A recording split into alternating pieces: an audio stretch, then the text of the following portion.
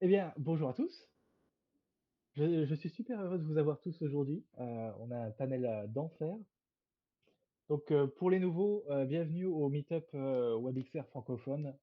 C'est une communauté autour du web immersif, réalité virtuelle, réalité augmentée, tout le bazar, qui est surtout présente sur Discord. Alors, pourquoi Discord? Ça a été un vote qu'on avait fait il y a plus d'un an de ça. Le mois dernier, c'était le Meetup anniversaire. Et tout le monde avait voté Discord, donc c'est comme ça qu'on a démarré. Avec un meet-up tous les mois qui se fait justement sur Mozilla Hub. On va pouvoir explorer d'autres plateformes à l'occasion pour essayer FrameVR. On va pouvoir s'arranger pour faire ça, ça va être super chouette.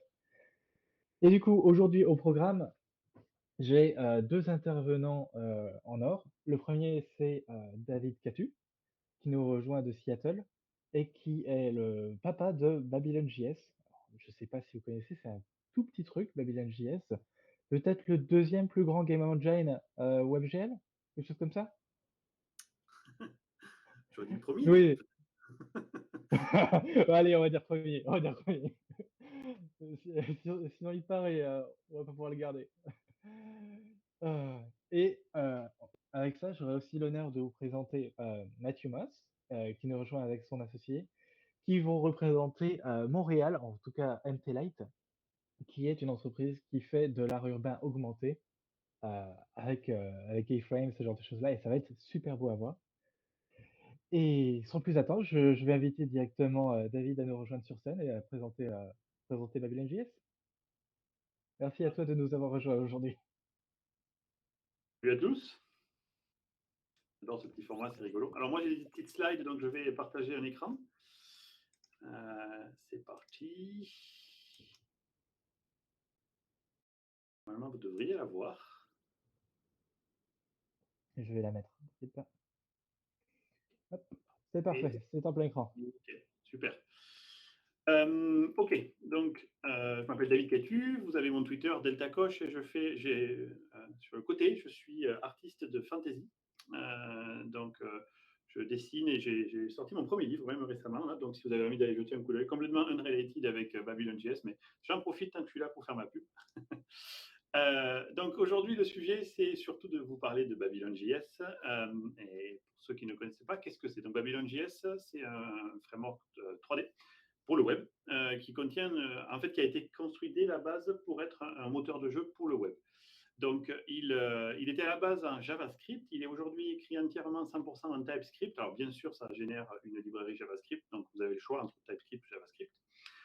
Parmi les différences que l'on peut noter par rapport à d'autres moteurs 3D que l'on pourrait trouver sur Internet, le premier point, je dirais, qui fait la différence de Babylon.js avec les autres, c'est que nous nous attachons à être backward compatible. C'est-à-dire que là, nous allons sortir la version 6 dans 3 semaines, littéralement. On aurait dû la sortir hier, ce qui fait qu'aujourd'hui, j'aurais pu vous la présenter, mais on a pris un peu de retard et on a préféré décaler de 3 semaines. Il y a une énorme nouveauté dans la 6.0 que je ne peux pas spoil pour l'instant, mais qui va vraiment normalement faire un peu de bruit. Donc dans 3 semaines, voilà. Donc c'est évidemment une librairie entièrement gratuite, donc backward compatible, c'est-à-dire que quand vous allez faire quelque chose avec, si vous voulez basculer à la nouvelle version, l'effort pour vous devrait être minimal, voire nul, puisqu'on fait en sorte que tout continue à fonctionner. Notre grand thème, c'est de dire je prends une scène ou une démo qui a été faite avec la 1.0 et demain, avec la 6.0, je récupère le même code et ça doit marcher. C'est une plateforme mature, on va avoir 10 ans en juin, qui est production ready, et je vais y revenir dessus. Production ready, puisque c'est utilisé par de très très nombreux groupes sur le globe en entier pour faire de la 3D à différents niveaux. Et évidemment, c'est quelque chose qui est basé sur des packages. Donc, vous avez la librairie complète qui, zippée, fait à peu près 500 kilos, un petit peu moins 400 et des brouettes. Si vous prenez tout, et après, vous pouvez bien sûr faire comme toujours, c'est basé sur des modules, donc vous pouvez prendre ce que vous voulez. Notre objectif, notre mission, c'est vraiment de faire quelque chose qui soit puissant et beau, mais simple. Ce que je n'aimais pas trop dans les moteurs que j'avais trouvés avant, c'est que c'était toujours un peu la guerre. Et donc pour ça, en fait, on a vraiment voulu construire le moteur autour de cette notion de simplicité. Alors, qu'est-ce que vous avez directement quand vous prenez Babylon.js? Vous avez le support, bien sûr, de WebGL 1 et 2, de base transparent. Vous avez le support complet, et on est le premier moteur 3D à être entièrement 100% compatible WebGPU, donc on supporte tout avec les compute shaders. On a une librairie graphique, et ça c'est important dans le cadre de XR, puisque si vous utilisez HTML, dépendant en fait des supports des devices, vous ne pourrez pas avoir l'HTML en plein écran. Et donc, du coup, nous, on a développé toute une librairie graphique qui, elle, est accélérée par WebGL, qui continue donc à exister en plein écran. On a bien sûr le support de tout ce qui va être physically based rendering, c'est des classiques. On a une intégration de moteurs physiques, on a animation et on a le support de GLTF. Alors GLTF, c'est un peu le JPEG de la 3D de la 3D. C'est vraiment le format qui est uniformisé au niveau du Chronos Group pour que justement il n'y ait pas 500 000 formats différents. Et c'est un format qui a bien pris, qui est utilisé partout et qu'on supporte. On est même le moteur de référence du Chronos Group quand il s'agit de démontrer les capacités de GLTF. En plus de Babylon.js, si jamais vous voulez partir là-dessus, on a une librairie qui s'appelle Babylon Native, qui vous permet en fait de prendre exactement le même code et on vous fait un shell qui est natif, lui, qui va donc fonctionner sur iOS, Android, HoloLens, Windows, Win32, WPF et macOS. Et en gros, vous récupérez exactement le même code et vous le faites fonctionner, mais dans votre application. Là, vous avez ici un exemple où vous avez la page web de la démo qui tourne également sur iOS et sur une application native sur la gauche. L'idée, en fait, c'est pour vous, vous n'avez pas de coût, vous développez vraiment une fois, pour de vrai. Et c'est un peu messianique ce que je dis, mais c'est ce qui se passe vraiment. Vous développez une fois un JavaScript ou un TypeScript et vous pouvez réutiliser le même code partout sans perdre en perf. Après, on a plein d'outils, parce que justement, on voulait que ça soit pas juste un framework et qu'il y ait des outils qui viennent avec. Donc, il y a le Playground sur lequel je vais revenir, notre inspecteur, et etc. Plutôt que de vous donner la liste, on va y passer rapidement. Le premier, c'est le Playground. En tant que développeur, ma manière à moi d'apprendre, et je pense la vôtre aussi, la plupart du temps, c'est de ne pas lire la documentation, hein, parce que c'est chiant de lire la documentation, mais c'est vraiment d'expérimenter. Et c'est pour ça que j'ai créé le Playground, qui est en fait cet espace que vous voyez à l'écran, donc playground.babylonjs.com, où vous allez avoir sur la gauche un code temps réel que vous pouvez éditer avec des petits helpers qui vous permettent justement d'avoir de l'intelligence, de la doc en ligne, etc. Et vous avez un bouton Run et ça s'exécute sur la droite. Ça vient avec des exemples, ça supporte JavaScript et TypeScript, bien sûr, et du coup, vous pouvez expérimenter et apprendre en expérimentant. Vous pouvez bien sûr sauver, c'est-à-dire que vous avez un petit bouton qui vous permet de sauver. En fait, ça génère une URL unique comme dans JS Fiddle, par exemple, que vous pouvez après partager. Après, il y a l'inspecteur qui est également dans le Playground, que vous pouvez également utiliser dans votre propre code, qui est en fait cette vue ici qui est dispatchée sur deux écrans, qui peut être dispatchée sur un seul si besoin, où il y a un explorateur de scène pour que vous compreniez ce qu'il y a dans votre scène, des manipulateurs qui vous permettent de manipuler votre scène, et surtout une fenêtre de propriété qui vous permet en fait de dire, OK, toutes les propriétés de mon objet, je peux les changer en temps réel pour débugger en fait. L'objectif de l'inspecteur, c'est plus que d'inspecter, c'est évidemment de voir pourquoi est-ce que mon objet, on ne voit pas sa tête, parce que peut-être que l'objet est caché, mal loadé, quoi que ce soit. On a également le Node Material Editor qui vous permet en fait, alors, de faire des shaders. Parce que les shaders, c'est vrai que c'est toujours un petit peu le problème que l'on rencontre. Les gens, au-delà du Physically Based Rendering Shader, qui est celui de base, ils ont envie de faire des trucs un peu plus spécifiques. Et ça peut être compliqué à faire. Il faut apprendre un nouveau langage, qui est en plus extrêmement parallélisable, puisque c'est celui qui est dans les cartes graphiques. Et ça peut faire un peu peur. Donc, on s'est décidé à développer cet outil que vous voyez à l'écran, qui est un graph editor, où vous allez piper en fait des flows en disant voilà, je vais prendre la valeur de la couleur de mon mesh, multiplier par 4, mettre un effet de bruit, etc. Et puis ça fait un effet de vague ici. Tous ces matériaux sont également stockés sous la forme d'URL unique que vous pouvez après recharger directement depuis votre code. On a également le GUI Editor qui vous permet d'éditer donc des interfaces qui peuvent être ou plein écran ou projetées.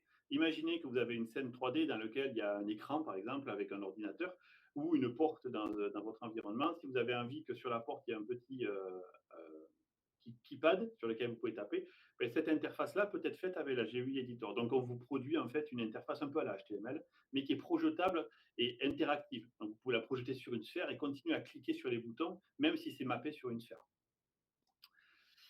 Et quand je vous disais que c'était professionnel, c'est parce qu'en fait, ça, c'est juste un pouillème de tous les partenaires qui aujourd'hui utilisent Babylon. Donc, par exemple, si vous utilisez PowerPoint, PowerPoint est entièrement rendu au travers de Babylon. IKEA, leur catalogue se construit, le catalogue que vous avez en papier, ils ont tout un pipeline dans lequel il y a toute une phase d'itération avec Babylon.js.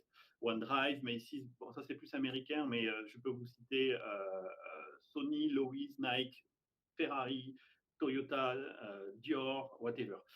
On est le moteur en fait sur lequel les grandes compagnies s'appuient, justement parce qu'on est backward compatible et simple. C'est-à-dire que quand ils vont sortir leur version, ils n'ont pas à se stresser en disant il va falloir qu'on réinvestisse du temps. C'est pas un problème, puisque justement, on a cette garantie que ça continuera à fonctionner.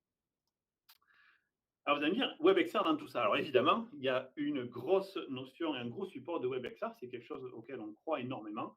On a l'implémentation complète du standard, même si aujourd'hui il est encore en draft mode.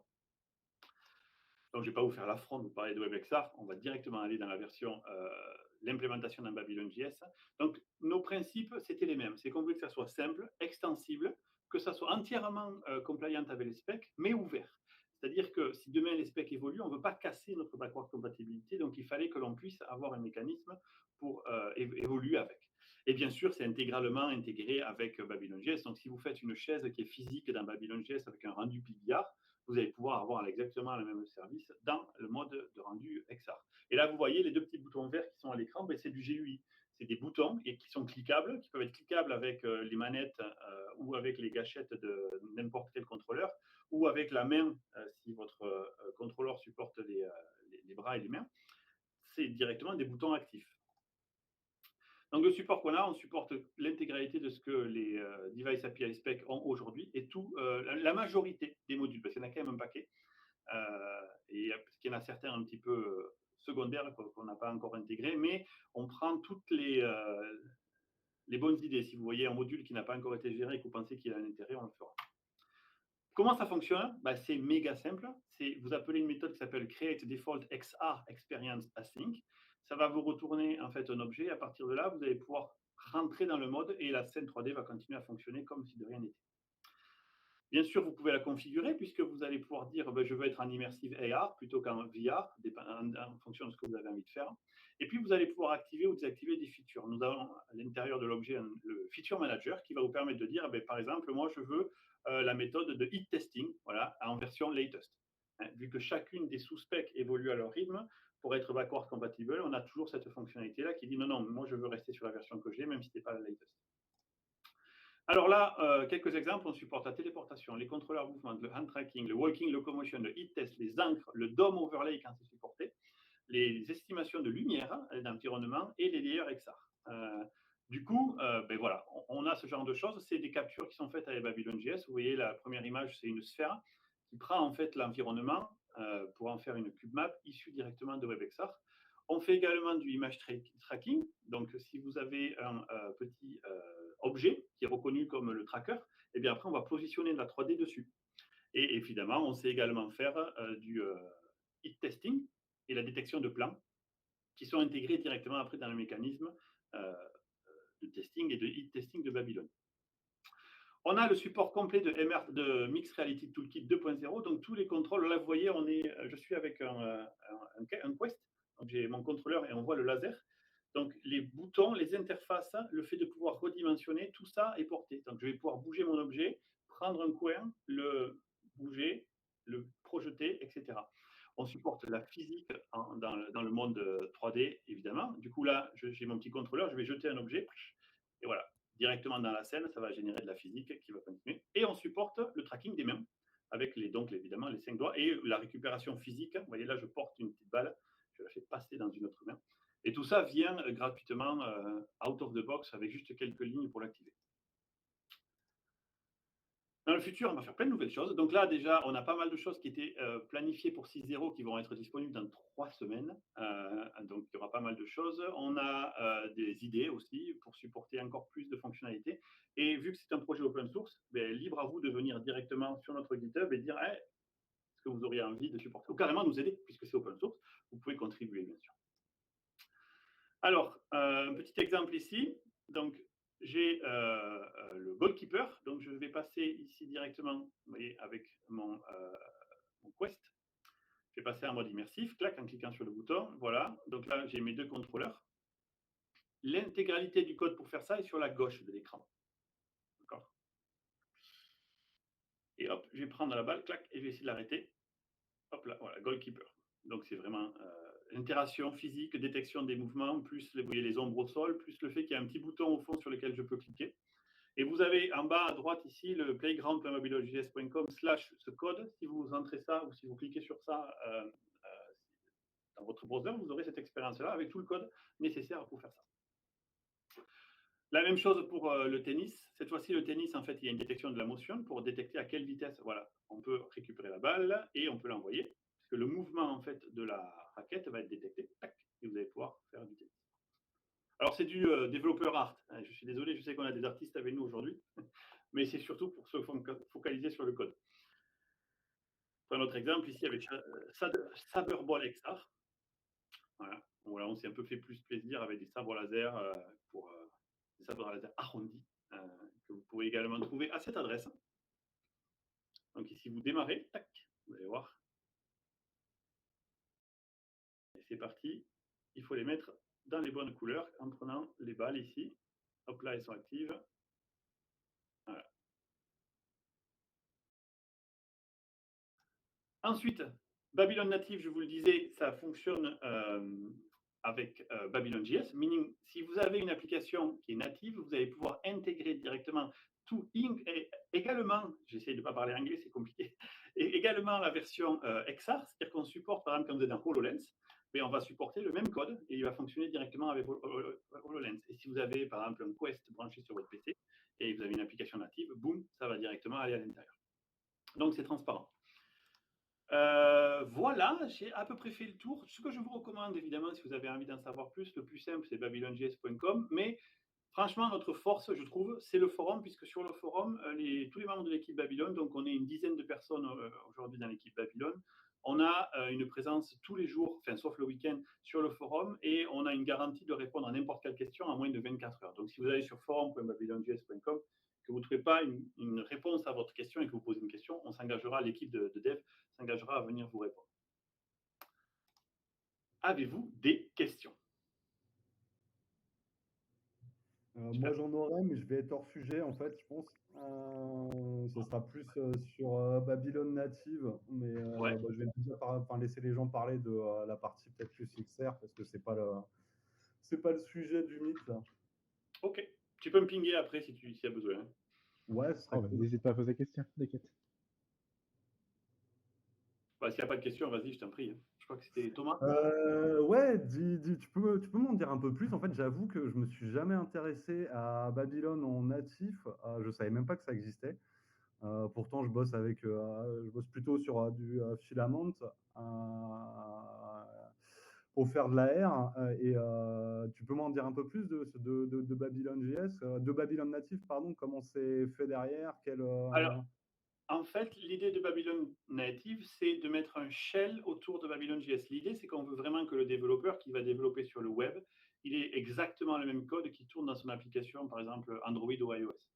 Donc, ce qu'on a développé dans Babylon Native, c'est un outil, en fait, qui va intercepter toutes les requêtes de Babylon. Donc, par exemple, quand tu crées une scène, une texture ou whatever, et ces requêtes, Babylon, par défaut, va les envoyer soit à du WebGL ou à du WebGPU. Donc, on fait ce qu'on a fait, on a créé un layer WebGL qui, après, lui, va traduire en Metal, Vulkan, DirectX 12 les ordres. Et du coup, on se retrouve avec des performances de ouf, puisque le système, il est directement branché, il n'y a aucun intermédiaire. Tu vois, c'est pas une WebView, c'est ça que je veux dire. Tu fais pas tourner ton Ouais, ouais, JS. ouais, j'avoue que c'est ce que j'avais en tête quand tu as commencé à en parler. Donc, c'est pas une WebView, mais en fait, alors Non, comment tu fais pour rendre alors, c'est pas en OpenGL, donc si j'ai bien compris, vous faites Metal, mais vous faites pas OpenGL.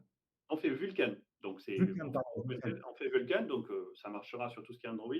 On fait Metal pour tout ce qui est iOS et on fait DirectX 12 pour tout ce qui est Windows ou HoloLens. Donc, en fait, on rend sur tous les environnements des ordres WebGL. Et c'est pour ça que ça marche partout. Et surtout, le développeur qui à la base, lui, il va juste faire son code JavaScript, il ne change rien.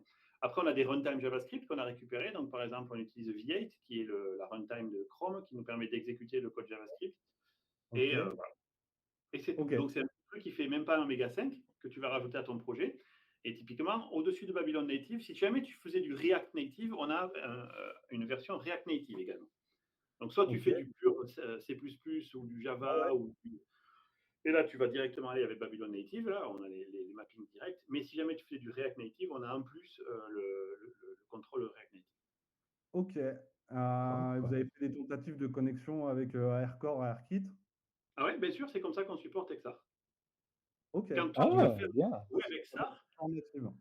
en fait, ça Et va être du AirCore ou du AirKit, dépendait, ou sur HoloLens, du HoloLens directement pour supporter ça. ok. Concrètement, je suis développeur Android. Je fais un projet Android standard Kotlin. Ouais. Gradle. Je l'intègre comment? Alors après, on a toute une petite documentation là-dessus. Donc, si c'est du Gradle, ben, tu vas certainement faire du C++. Le Kotlin Vite fait, s'intègre. quoi. Et puis voilà, c'est terminé. Ok. Ok. Tu as besoin de me donner un espace où rendre. Tu vois, le rectangle dans lequel je dois rendre. Et puis c'est fini. Tu peux faire après Ok, ton code donc Java. vous devez faire du draw sur une surface, j'imagine, Ouais. sur une surface vue derrière. Et Enfin, après, la même partie 3D, tu la pilotes directement en JavaScript de la même manière que tu le ferais sur un site web, puisqu'on exécute le code JavaScript qui fait toute la partie 3D. Et du coup, toi, tu pourrais faire après une version web de ton app sans rien changer, puisque tu as déjà le code web qui est disponible. ouais, pour le code, Et pour ça, la c'est partie. magique. Et ça, c'est magique. Ok. Il est super intéressant. Ben, merci. Je vais te reposer des questions sur côté réalité augmentée. Tu as Ouais. parlé d'image tracking. Est-ce que c'est un truc qui est intégré ou est-ce que c'est un service tiers du coup? Non, non, c'est un truc intégré. On fait du tracker. On fait un Ah, tracker. Ouais. Tout ce que je ok, vous ai dit bon, ça là, va. ça vient de base, c'est gratuit, c'est une licence Apache 2, on ne vous demande rien du tout. Ce qu'on aime bien, c'est que vous nous disiez si. On aime bien avoir des références. Donc, dites-moi, voilà, on s'en sert là. Voilà. C'est ça le paiement qu'on demande en général pour la communauté. D'accord. Ou contribuer si vous avez envie de contribuer. Mais non, c'est vraiment gratuit. Je le redis parce que comme je travaille pour Microsoft, là, on va dire, OK, il est où le piège? Pardon, Il n'y a, excuse-moi. pas de piège, c'est gratuit vraiment. Et c'est une licence Apache 2. J'aurais une question. Oui, Mato? On cherche à faire quelque chose comme donner à l'utilisateur le droit de prendre une photo de sa session XR, enfin, de ce qu'il est en train de voir dans son AR. Ouais. Est-ce que c'est quelque chose que vous avez aussi rapidement, le mode photo avec preview, quelque chose comme ça? Ouais, on peut faire du multi-rendu même. Ok, super. Ouais, ouais, tout à fait. On fait ça, on appelle ça le mode spectateur, que tu peux activer, alors soit sur le même device, soit sur des devices à côté. On a des outils de synchronisation, mais sur le même device, typiquement, oui, tu peux demander, en fait, il y a un outil qui s'appelle le Screenshot Manager dans Babylon, qui est là pour faire ça. Il sait générer des screenshots, il sait générer des vidéos, il sait générer des GIFs ou des GIFs. Je ne sais pas si je lance le débat tout de suite sur ça, mais en tout cas, le système, il y a une méthode à appeler, quoi. Tu dis, fais-moi un rendu de mon écran. En plus, tu peux lui demander à faire un rendu en plus haute résolution. Typiquement, tu vois, on travaille avec des boîtes comme Wayfair, qui est un peu le but ou le Darty ici aux États-Unis. Et ils se servent de Babylon pour tout ce qui va être configuration de meubles, de pièces, etc. Donc, l'utilisateur peut passer en VR d'ailleurs. Et après, il a un petit bouton. Et ce qu'on fait avec le Screenshot Manager, on lui rend la résolution 4 ou 5 fois supérieure quand on scale down. Et du coup, ça fait une belle image super bien léchée et qui est générée automatiquement par le système. Tu mets un doute, est-ce que WebXR, la session immersive, ne bloque pas l'accès à la caméra pour le runtime? Alors, dans la caméra, tu parles de quelle caméra?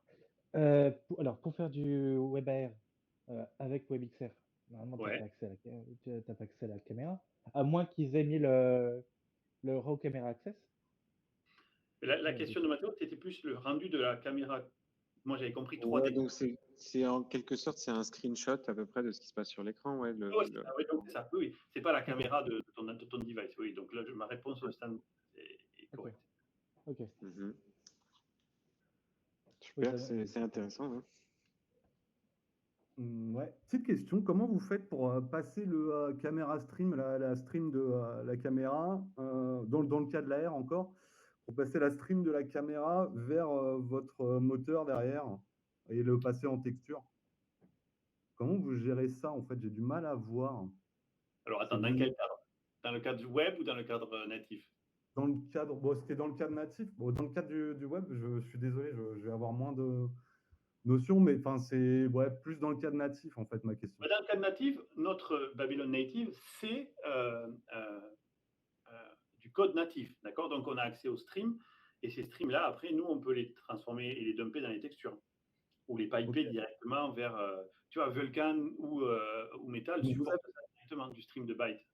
Vous avez une partie native, c'est ça que j'avais pas compris, c'est que vous avez une partie native qui va plus loin que de passer toutes les commandes directement au moteur derrière, en fait. c'est pas juste une WebView, encore une fois, c'est vraiment, on a des drivers Metal, Metal, Vulkan et DirectX 12. Au-dessus de ça, nous, on a un layer natif qui s'occupe de traduire les ordres WebGL dans ça. Et du coup, on en profite pour aussi se brancher à tout ce que fournit le device. Ça va être du OpenXR pour faire avec AirKit ou AirCore, tu vois, mais ça va être également des services de caméra dont tu parlais tout à l'heure. Si vous connaissez, il y a un outil chez Microsoft qui s'appelle Dynamics CRM. Alors, c'est pas super sexy, mais pourtant, ils ont toute une gamme d'outils autour de la VR et de l'AR surtout, qui leur permet en fait ce qu'on appelle les frontline workers d'aller prendre des mesures quand ils sont chez le client. Et du coup, ils utilisent Babylon.js en mode AR où en fait, on va mettre en surimpression sur le flux caméra des modèles 3D de ce qu'ils sont en train de mesurer. Comme ça leur dit de là à là, ça fait 10 mètres, etc. Et on utilise tout ce qui va être fourni par AirCore ou AirKit pour faire des mesures temps réel. Et ça, c'est Babylon Native. Et ils ont écrit leur expérience entièrement en web, puisque Dynamics CRM, c'est également un outil web. Ça te dérange de passer le nom sur le chat? J'ai pas bien entendu le nom de... Dynamics CRM. C'est pas super sexy, hein, mais c'est un outil qui ramène de l'argent. C'est super cool.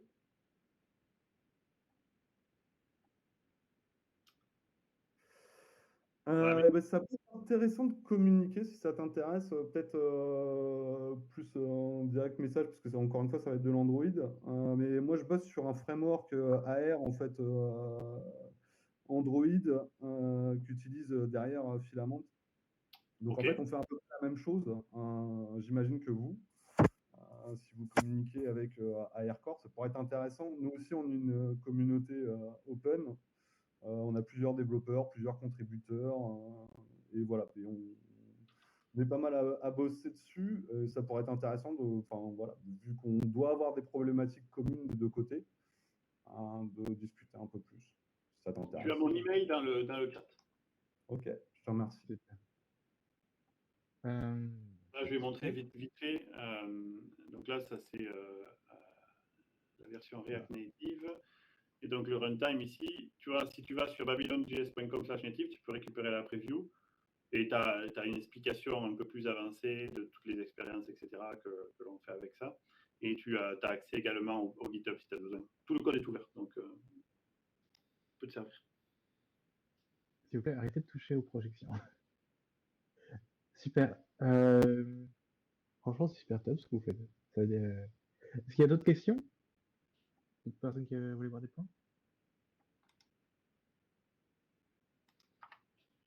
Rapidement, j'ai vu qu'il y avait une formation Babylon.js sur learn.microsoft.com. Est-ce que c'est celle que tu recommandes ou est-ce qu'il y en a d'autres un peu plus Alors, non, elle est bien. C'est moi qui l'ai animée, mais c'était il y a longtemps, puisque c'était, je pense, sur la version 3 de Babylon, sachant qu'on est à la 6. Aujourd'hui, ce que je recommande, c'est le forum, bien sûr. En ressources gratuites, c'est notre doc, puisqu'on passe un putain de temps à l'écrire, cette doc. Et je sais que les gens n'aiment pas la lire, mais je trouve qu'elle est bien.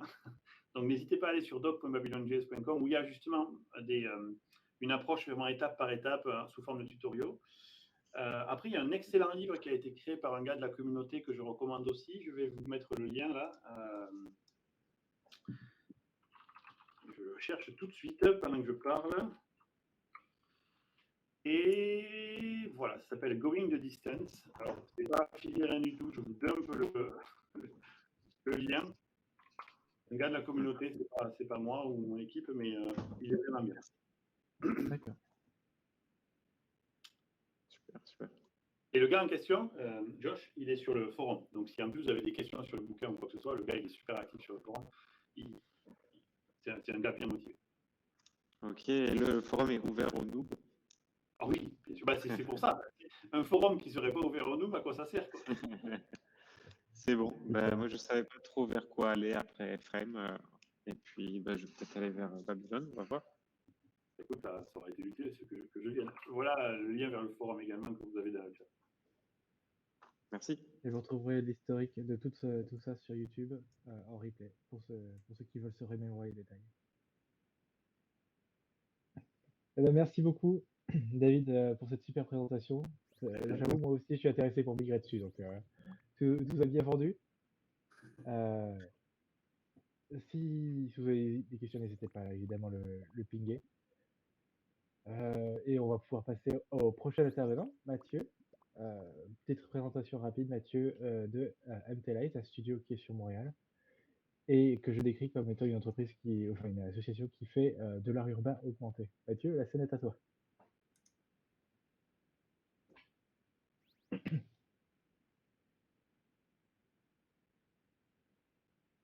Mathieu? Vous voyez bien la présentation? C'est bon? Ouais, super. Alors, je me mets là.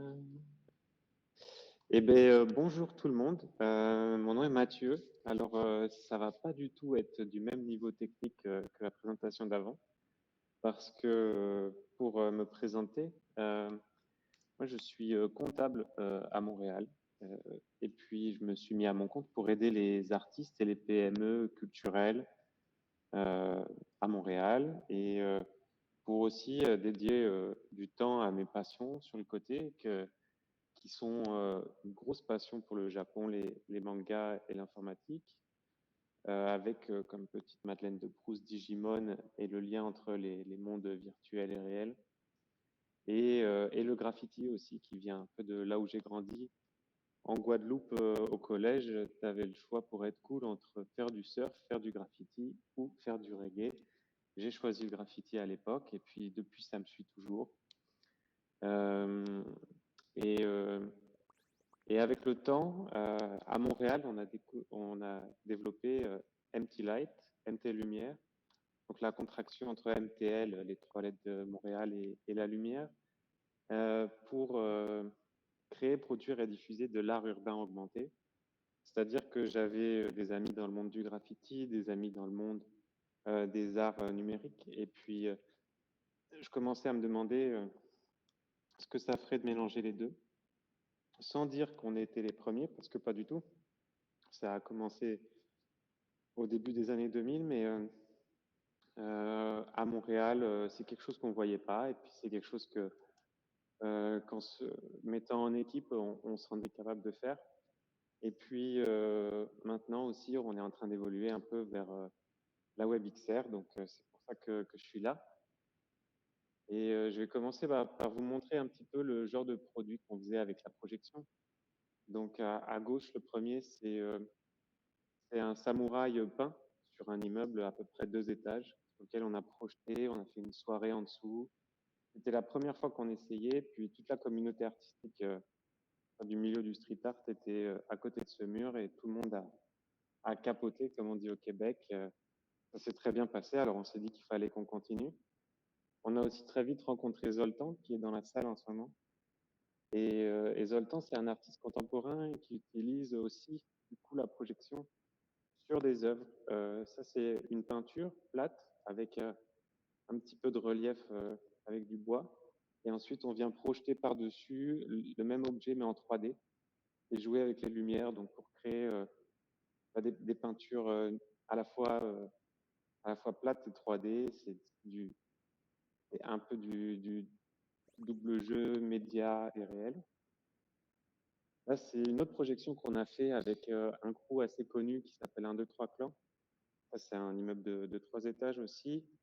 Ça devait être un gros événement pendant un festival, mais c'était en plein pendant la période Covid. Donc, on a fait un bon travail, et on avait une projection de quelques minutes, mais on n'a pas pu la présenter à beaucoup de monde. Et ça, c'est la dernière qu'on a fait. C'était l'été dernier au Festival Mural, là, sur un bâtiment de 4 étages.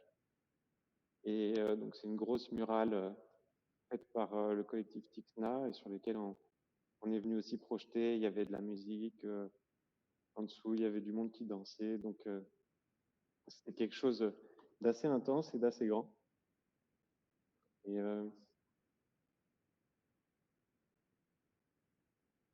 voilà, maintenant, je vais parler un petit peu de l'état d'esprit graffiti dans la façon dont on travaille, parce que si on a monté MT Light, c'est pour essayer de mélanger les deux, mais aussi de garder l'état d'esprit du graffiti dans ce qu'on faisait, puis dans ce qu'on voulait faire. Donc, bien sûr, la première règle, c'est ne jamais se faire attraper. On sait entre autres qu'il faut savoir entrer et sortir rapidement de là où on est, repérer son terrain, et puis ne pas dépendre les uns des autres pour ne pas se retarder les uns les autres. Alors à partir de là, on a développé notre fameuse méthode à la sauvette, où on arrive finalement pour faire une projection avec une valise, un sac à dos et une batterie externe. On s'installe en mettant le projecteur sur un trépied, en branchant notre batterie, et puis au bout de 20 minutes, on est installé, aligné et on peut projeter. Donc ça, c'est déjà quelque chose qui nous différencie au niveau de la projection sur beaucoup d'installations qui parfois sont très lourdes. Ensuite, au niveau de l'état d'esprit graffiti, il y a forcément le système D et l'entraide. Il y a un sport dans le graffiti, c'est de voler les canettes qui sont trop chères. Et c'est une habitude, c'est que c'est un art qui vient en quelque sorte de la rue, mais les canettes coûtent un prix énorme. On en est sur du 12$ en ce moment, je pense, pour une canette de peinture, et sachant qu'il en faut au moins une dizaine pour faire un beau mur. Donc, il y a cette fameuse culture du crime, un petit peu culture du vol. Et puis, il y a aussi l'entraide communautaire et puis l'entraide entre crews, à la fois au niveau des graffeurs de la même ville, d'un même crew, ou même des graffeurs au niveau international. Quand un graffeur traverse le monde et rencontre d'autres graffeurs à l'étranger, il est quasiment hébergé et puis il fait toujours partie d'une certaine communauté. Ça, c'est quelque chose qu'on est en train de développer en travaillant ensemble, en faisant des collabs, en créant des moments où il y a des graffeurs et des artistes numériques qui peuvent collaborer et puis s'amuser. Ça, c'est à Montréal avec l'équipe. Et puis, c'est un mur légal sous un pont où on peut venir et puis à la fois projeter, à la fois peindre et puis essayer de développer un peu des collaborations pour voilà, qu'il y ait un sentiment assez familial et aussi qu'on puisse communiquer facilement et pouvoir partager nos désirs les uns les autres. Le troisième point, c'est forcément la taille et la place. Plus c'est gros, mieux c'est pour un graffeur. Il faut qu'il y ait des passants qui voient son œuvre. Il va utiliser des couleurs et des formes qui vont faire attirer l'attention des gens, attirer le regard et qui font en sorte que les gens vont se plaire même en dessous d'une œuvre d'art comme ça. Et ça, grâce à la projection, c'est quand même quelque chose d'assez intéressant parce que la projection, c'est aussi utiliser la lumière pour encore plus attirer le regard. Donc, on est sur quelque chose de nouveau. Et on l'a fait en faisant, par exemple, des full dômes. À Montréal, il y a des dômes de projection qui sont utilisés dans lesquels on a pu projeter du street art ou en faisant des street mapping. C'est donc des mappings dans les rues qui sont sur des grands bâtiments. Là, on a un exemple à droite à Aubervilliers où on est venu projeter depuis l'autre côté de la rue sur plusieurs étages. Et puis, ça, on reste dans un petit peu l'état d'esprit irrévérencieux du graffiti. Et là, j'ai envie de parler forcément du moment fatidique qu'on a tous vécu. On était en train de développer nos activités, les événements ça commençait à arriver, le téléphone sonnait, et puis forcément Covid 2020, tout s'annule. On reste bloqué à l'intérieur.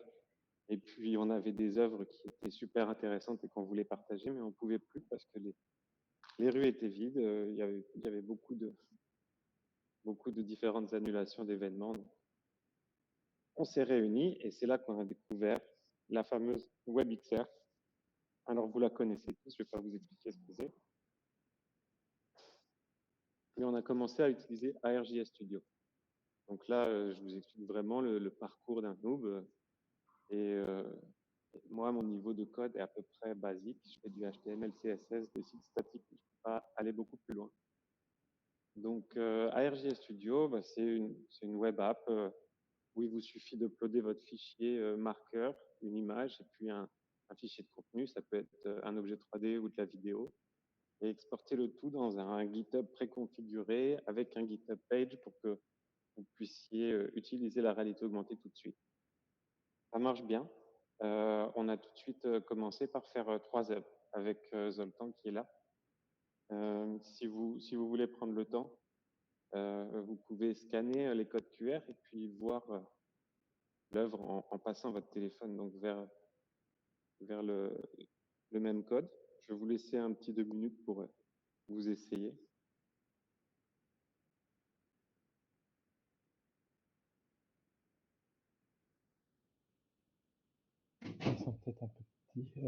vais essayer d'agrandir si besoin. Ils sont peut-être un peu petits, c'est possible. Je vais vous les envoyer aussi dans le Discord. Vous pourrez essayer. Et puis là, donc ce qui se passe avec ça, c'est que là, c'est un marqueur augmenté et c'est aussi un code QR. Donc ça devient une œuvre d'art application, puisque le code QR mène à l'application qui permet d'augmenter ce marqueur. Et donc ça se code très bien avec un schéma street art, c'est-à-dire qu'on peut aller imprimer ses affiches et les coller dans la rue, et un utilisateur qui ne fait que passer se dit ah, c'est une affiche de street art comme une autre, et un autre qui s'intéresse au milieu va essayer de scanner et puis va tout de suite avoir accès à du contenu augmenté, une petite pépite culturelle et numérique comme on aime bien à Montréal. Donc c'est quelque chose qui nous a tout de suite plu et qui nous paraissait nouveau dans le monde du street art. C'est pas quelque chose qu'on a l'habitude de voir. Des fois, il y a des codes QR en street art qui sont un petit peu dispatchés, mais c'est plus pour des sites web, mais pas pour des expériences de réalité augmentée, faites maison en plus. Donc là, une fois que on avait donc fait cette première expérience, on était intéressé, mais ça nous amenait toujours pas à pouvoir augmenter des graffitis en entier ou des peintures en entier. Là, les marqueurs ARJS utilisent donc les gros rebords. Bon, on a vu plutôt que avec Babylon.js et avec les autres frameworks, maintenant, on peut faire de l'image tracking. Donc,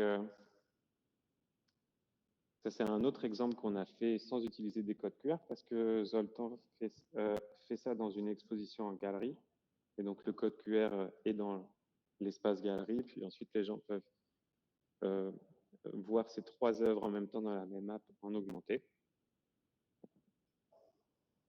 Et l'évolution qu'on a aujourd'hui, c'est qu'il y a un framework qui s'appelle MindAR qui est connecté aussi à ARJS et qui est sorti il n'y a pas très longtemps et qui fait du image tracking de la même façon qu'ARJS avec une API et une documentation et des tutoriels très simples, rapides, avec du copier-coller, puis quelques exemples faciles qui utilisent vraiment la même structure que ce qui est fait avec ARJS. Donc,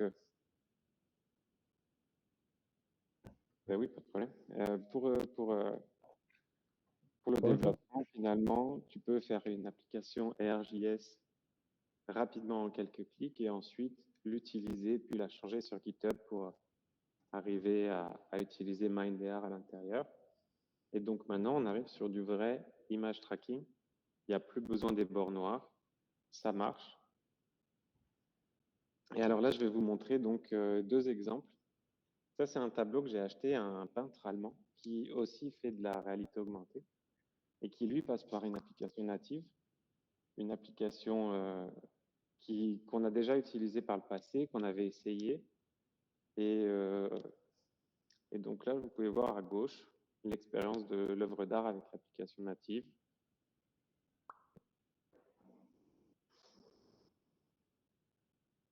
Ça, c'est un fichier vidéo donc qui vient se mettre par-dessus.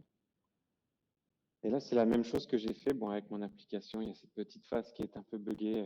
Excusez-moi. Mais si on regarde bien, c'est à peu près la même chose. On est sur quelque chose de vraiment similaire. L'alpha, il y a une petite différence, mais quand on regarde le fait que ce soit une application native et une application WebXR, là, je ne vois pas vraiment la différence. Et donc, pour rapidement regarder, je fais un exemple entre Artivive et ArcGIS. Artivive, c'est une appli qui s'utilise en deux étapes. Va sur le store, installe-la, puis regarde ton œuvre d'art. Avec un pricing qui n'est pas abusé, mais qui, pour la petite histoire, depuis qu'on connaît Artivive, a dû changer 3-4 fois. Et puis aussi, Artivive est une entreprise privée, donc on n'est pas à l'abri qu'elle se fasse racheter ou qu'elle change de stratégie à 100%. On se rappelle de l'époque Vuforia, où Vuforia a commencé à être utilisé par plein de gens, puis ensuite a été racheté, puis éteint et n'a plus jamais marché. Donc il y a des livres qui ont arrêté de marcher, etc. Et en comparaison, on peut regarder les apps progressives comme la WebXR sur laquelle on travaille tous. L'étape, ça devient un code QR qui est presque une œuvre d'art. C'est un lien entre le virtuel et le réel. C'est une porte d'entrée. C'est quelque chose qui s'intègre même dans une œuvre. Bien sûr, on est sur quelque chose de gratuit, à part certains coûts de hosting et des coûts de développement qui peuvent arriver avec le temps, mais on n'est pas sur un prix par viewer et on n'est pas sur une structure de coût de start-up qui change régulièrement. Et puis aussi au niveau des opinions, open source, c'est quand même quelque chose à suivre.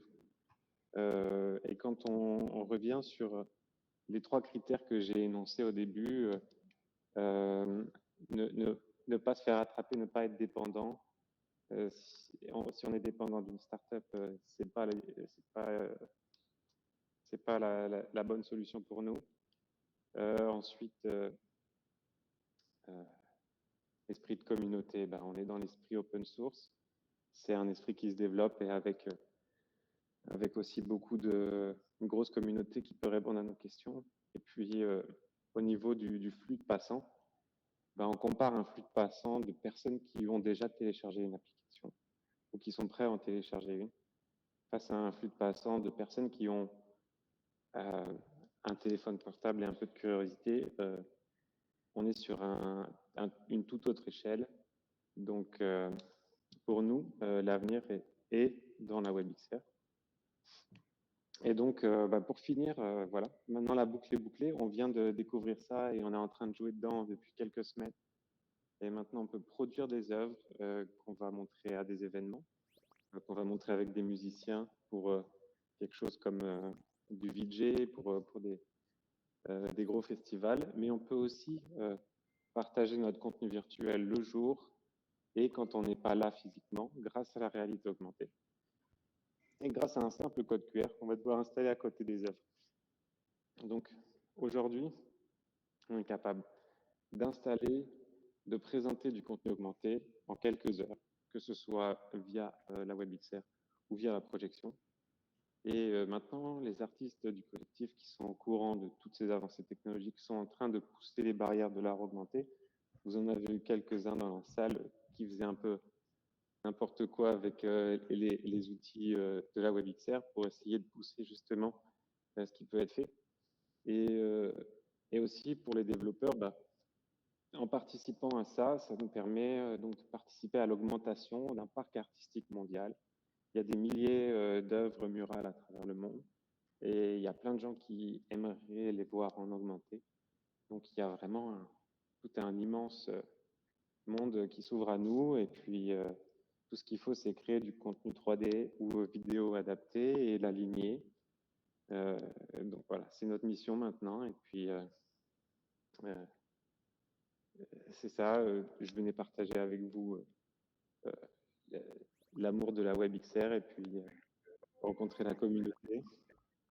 Alors, Bravo. voilà, maintenant, merci. Si vous avez des questions, n'hésitez pas. Ou sinon, si vous voulez des anecdotes, Zoltan et moi, on est là pour vous raconter un peu comment ça marche.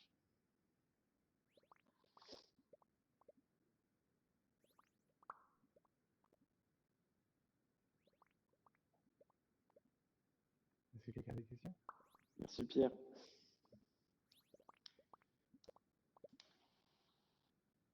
Si vous voulez voir quelques-unes de nos projections, vous pouvez aussi les voir sur le site mtlight.ca dans la section projet. Mets le lien dans la conversation. Oui.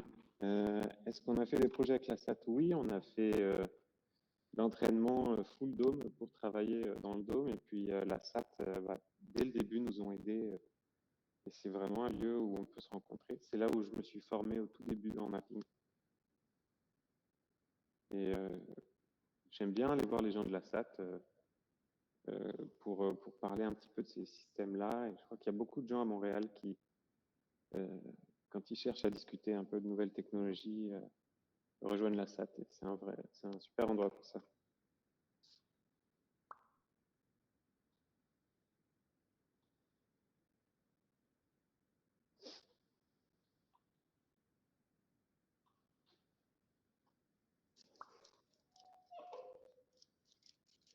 Il y a un 5 à 7 la semaine prochaine. Ouais, c'est vrai. C'est vrai, c'est vrai. Ouais, c'est vrai qu'on pourrait se retrouver là-bas, possiblement. Ouais. Moi, je suis en France, alors je pourrais pas être là, mais en tout cas,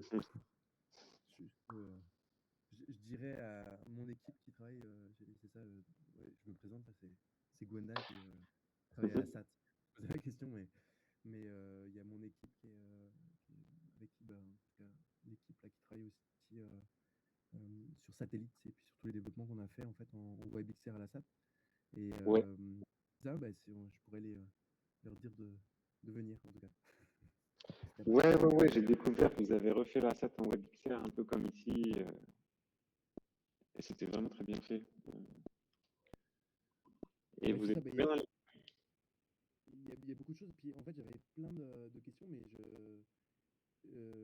est-ce que vous avez proposé un appel à projet au fait à la SAT? Parce que ça aurait été vraiment, je trouve que ça fitait exactement avec en tout cas les appels à projet on a fait un appel à projet de résidence en fait, résidence de création et je trouve que Ouais, ça fit on a... vraiment avec ça. En tout cas, Ouais, je me rappelle de cet appel à projet. On n'a pas participé à l'époque. Mais si ça retombe, on va sûrement participer parce que là, on a un petit peu tout le framework qu'il nous faut avec MindDA. Il y a même Babylon.js là ou Three.js sur lesquels on peut creuser puis faire des choses encore plus intéressantes. Et maintenant qu'on sait qu'on peut le faire, on se lance tous un peu à fond là-dessus. Et une résidence, ça pourrait être intéressant, ouais. cool. Et d'ailleurs, on Vous cherche êtes des au gens courant pour nous du aider. télé, hein. Ben, en tout cas, tu peux me contacter ça je te laisserai mon contact, mais c'est sûr on a beaucoup de projets. Je trouve qu'il y a un beau, en tout cas, bravo. Merci, merci. Ça fait plaisir. Et puis, bah, on se verra à Montréal, hein. On va continuer à faire des choses dans les rues ici, hein. Vous êtes super bien. Ouais, je vous ai mis alors le site web dans le chat, notre Instagram. Et ah oui, pour la petite histoire, ouais, je vais vous mettre aussi les différents Instagram.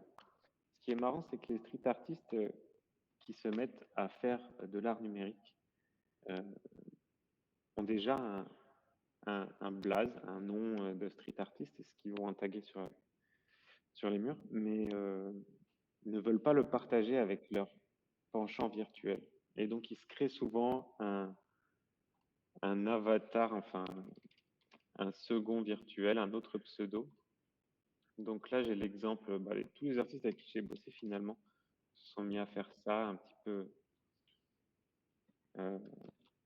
peu tous de leur côté.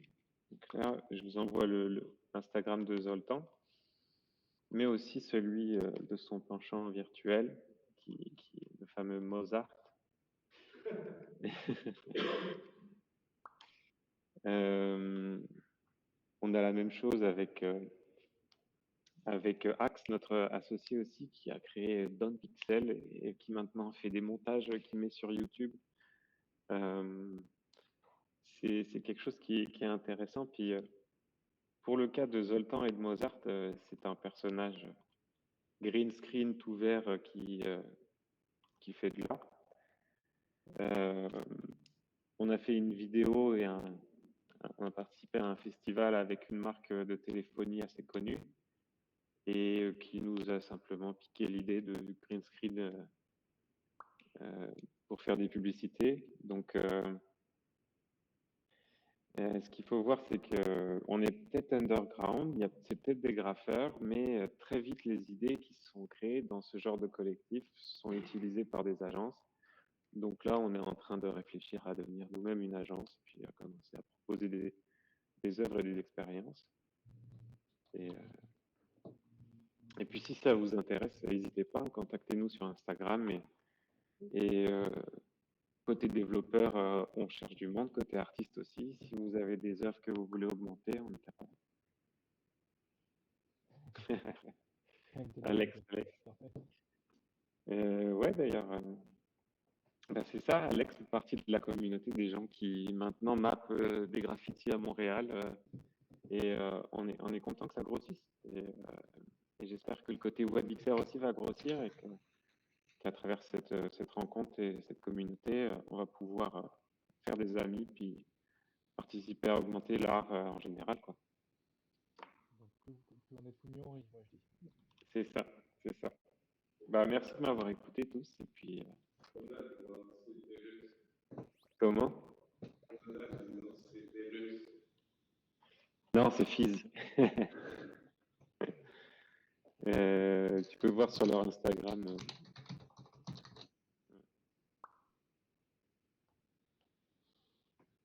Merci à vous. Hop. Merci. Tu peux couper le partage d'écran, ça fera le top. Comment je fais ça? Voilà. Ah.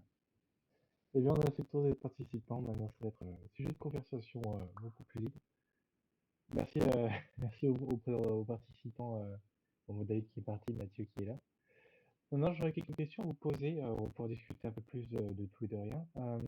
Est-ce qu'il y a des thématiques que vous souhaitez aborder? On peut parler d'intelligence artificielle, de réalité augmentée, réalité mixte, ce genre de choses-là. Oui, Vas-y. juste, moi, c'est juste un truc, c'est vrai que, comme venait de dire, par rapport au fait d'avoir commencé, enfin, de se faire piquer des idées, en fait, par la pub, c'est vrai que c'est vachement important quand même de s'entourer enfin, en tout cas, d'avoir une bonne démarche juridique, quoi. D'avoir les bons atouts, les bonnes personnes et de se trouver, en fait, de façon à, enfin, je m'avance un petit peu peut-être là comme ça, mais c'est vrai que c'est très très important en fait de se protéger par rapport à ça, de protéger ses idées et enfin voilà. Donc là Ouais. maintenant, c'est clair que là, si vous êtes en train de grandir, quoi, et donc il faut vraiment se constituer, non pas juste une agence, mais aussi avoir des bons, enfin voilà, des personnes bien informées, qui sont bien au fait de tout ce qui se passe à ce niveau-là, qui connaissent bien la loi et les droits audiovisuels, etc., et tout ce que ça implique, le fait de publier en fait, sur le web. Ouais, ouais, non, c'est vraiment un enjeu à travailler. Puis, bah, il y a les deux côtés se tiraillent. Il y a le côté open source où le plus important, c'est de participer à une communauté, partager les uns les autres. Et le Ouais. côté commercial où c'est ça, on sait qu'on est en train de faire des choses qui sont intéressantes pour des marques, pour des artistes. Et puis, on aimerait que ce soit nous qui le fassions et pas des gens qui nous ont vus. Voilà, Ouais. c'est bien, c'est normal qu'il y ait du partage parce que c'est quand même quelque chose, c'est une évolution un peu nécessaire pour que les idées puissent continuer à fleurir, on va dire, et aussi que les gens puissent continuer à créer. Et c'est ça qui génère effectivement le fait que nous aussi on puisse continuer aussi à grandir, quoi. C'est un peu ça, mais en même temps, il faut se protéger et pour que ça puisse rester, il faut s'armer, quoi. Voilà, Mhm. c'est ça que je souhaitais dire. Merci pour ça. Et puis, on y travaille, on vous donnera des nouvelles. Ok, On va ça marche. travailler ensemble, là, si vous avez de l'expérience, ça peut donner des résultats intéressants. Ok. Ouais, ça pourrait, hein, si tu travailles dans le légal en France, envoie-nous un petit mail et puis on peut commencer. Ok, alors en fait, je travaille pas dans le légal, mais disons que oui, ça m'est venu à l'idée. Enfin, j'ai pu un petit peu voir dans différents domaines comment ça se passe, quoi. Et donc, voilà, je trouvais opportun de partager ça. Cool. Ouais. Bon, bah voilà. Et tiens, dans le milieu de question, ça c'est plus au niveau, tu saurais peut-être mieux me dire, Mato, par rapport au, l'art augmenté par rapport aux IA pour créer de l'art. Est-ce qu'il y a un ressentiment? Par exemple, je sais que dans les communautés artistiques plus digitales, il y a beaucoup de ressentiment Mhm. sur l'aspect vol d'idées, vol de matériaux pour former ces IA. Est-ce que c'est quelque chose qui est aussi présent au niveau de l'art urbain?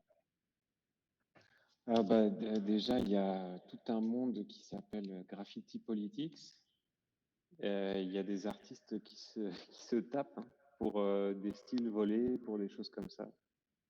C'est certainement un sujet encore plus dans le graffiti. Ensuite, dans le monde de l'AI, j'ai vu tout ça. Je comprends les artistes qui ont vraiment leur style qui est pompé par une machine et réutilisé sans, sans aucun droit d'auteur ou référence à leur travail. Je comprends très bien. Euh, Après, sinon, au niveau de la AI, on n'a pas encore. Je commence à travailler sur les outils. Là, il y a un outil qui est quand même assez cool, c'est un text to texture. Donc, tu écris ton texte et ça te donne le fichier texture pour tes objets 3D. Donc, tu veux une texture chewing-gum rouge, jaune et bleu, tu mets ça et ça te la crée. Une texture seamless avec les height maps et tout. Donc là, on est quand même en train de faciliter les outils pour les créateurs 3D et c'est quand même assez pratique. Et je pense que Zoltan, en face de moi, va pas mal capoter quand je vais lui montrer. Ah bah, c'est super intéressant. Si vous voulez, c'est un site qui s'appelle Runway ML et qui cumule pas mal d'outils pour les créateurs, d'outils de machine learning, des fonds verts automatiques pour des vidéos, des choses comme ça. Et à chaque fois que je vais sur le site, il y a un nouvel outil.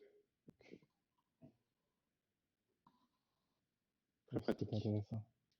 Ouais, il y en a un autre là qui génère des cube maps pour les expériences VR.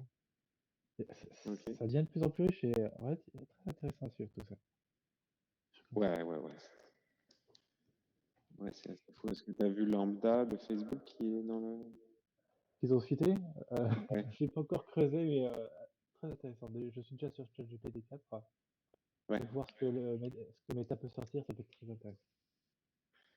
Ouais, bah Lambda, l'AI de Facebook a fuité. Un petit peu compliqué à trouver, mais c'est toute leur AI a fuité sans sécurité. Vous en pensez quoi les autres de tout ça?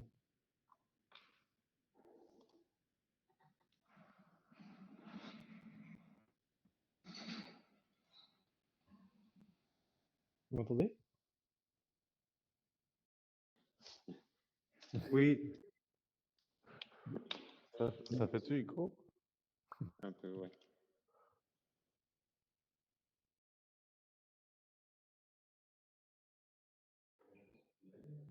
Moi, je peux pas parler. Oui, vous pouvez. Ah ouais, ok. Non, c'est parce qu'on est un à côté de l'autre, puis il y a de l'écho. Ouais. Ah bah bravo. Mais merci Arthur pour ce temps. Nous, on va y aller, puis Ouais, pas de souci. et on sera là à la prochaine. Hein. Et puis on est sur le Discord. Je De toute posterai façon, peut-être quelques petites demandes bientôt là, mm, parce qu'on cherche un dev UI qui peut nous aider pour notre app. ah bah, pour tous ceux qui sont présents sur le Meetup, vous êtes en avant-première. Il y a du travail, il y a de l'emploi. C'est ça. Merci. Bah, pas de Bye souci. bye! Bye. De toute façon, j'allais poser une Bye question bye. justement sur le serveur Discord. Comment ça va? Euh, Normalement, c'est un bouton rouge que tu as en bas à gauche. Voilà, c'est parfait. Bon, pour ceux qui restent, vous en avez pensé quoi pour l'instant? Je veux les retours, je veux les avis. Je sais pas si on m'entend. Ouais, on t'entend. Ouais, super. Non, sincèrement, moi j'ai trouvé que c'était superbe. Présentation, Babylon.js, vraiment top. Et les street art, franchement, super cool en fait. Je me rendais pas compte qu'il y avait autant d'applications possibles, enfin, qu'on pouvait déjà utiliser la technologie de cette manière. Ah, c'est vraiment très créatif. Voilà, moi, j'ai vraiment des retours très positifs par rapport à ce stuff. Merci d'avoir organisé ça, Arthur. Super, top. Bah, j'essaie d'avoir un maximum de speakers de qualité. Et c'est pas fini. Le mois prochain, on a quelqu'un qui contribue à ReactXR. Donc, Ouais, j'ai vu ça, ouais. cette personne nous rejoint depuis le Japon, donc c'est vraiment un grand plaisir de l'avoir parmi nous. Et puis, go. D'ailleurs, si vous connaissez des Ouais. personnes qui travaillent de près ou de loin, ou si vous-même vous avez des projets que vous avez envie de présenter, n'hésitez pas. On se contacte et on regarde quel meet-up, quel mois vous préférez passer et on organise ça, hein. On organise ça. J'avoue, Et je suis pas au niveau des intervenants perso. Enfin, moi, je suis un noob dans le ouais, secteur, j'essaie d'apprendre comme je peux, mais voilà. bah, Voilà. si tu as des pro tips, n'hésite pas à échanger sur le Discord. Bah, d'ailleurs, comment est-ce que tu as trouvé le Discord de XR francophone?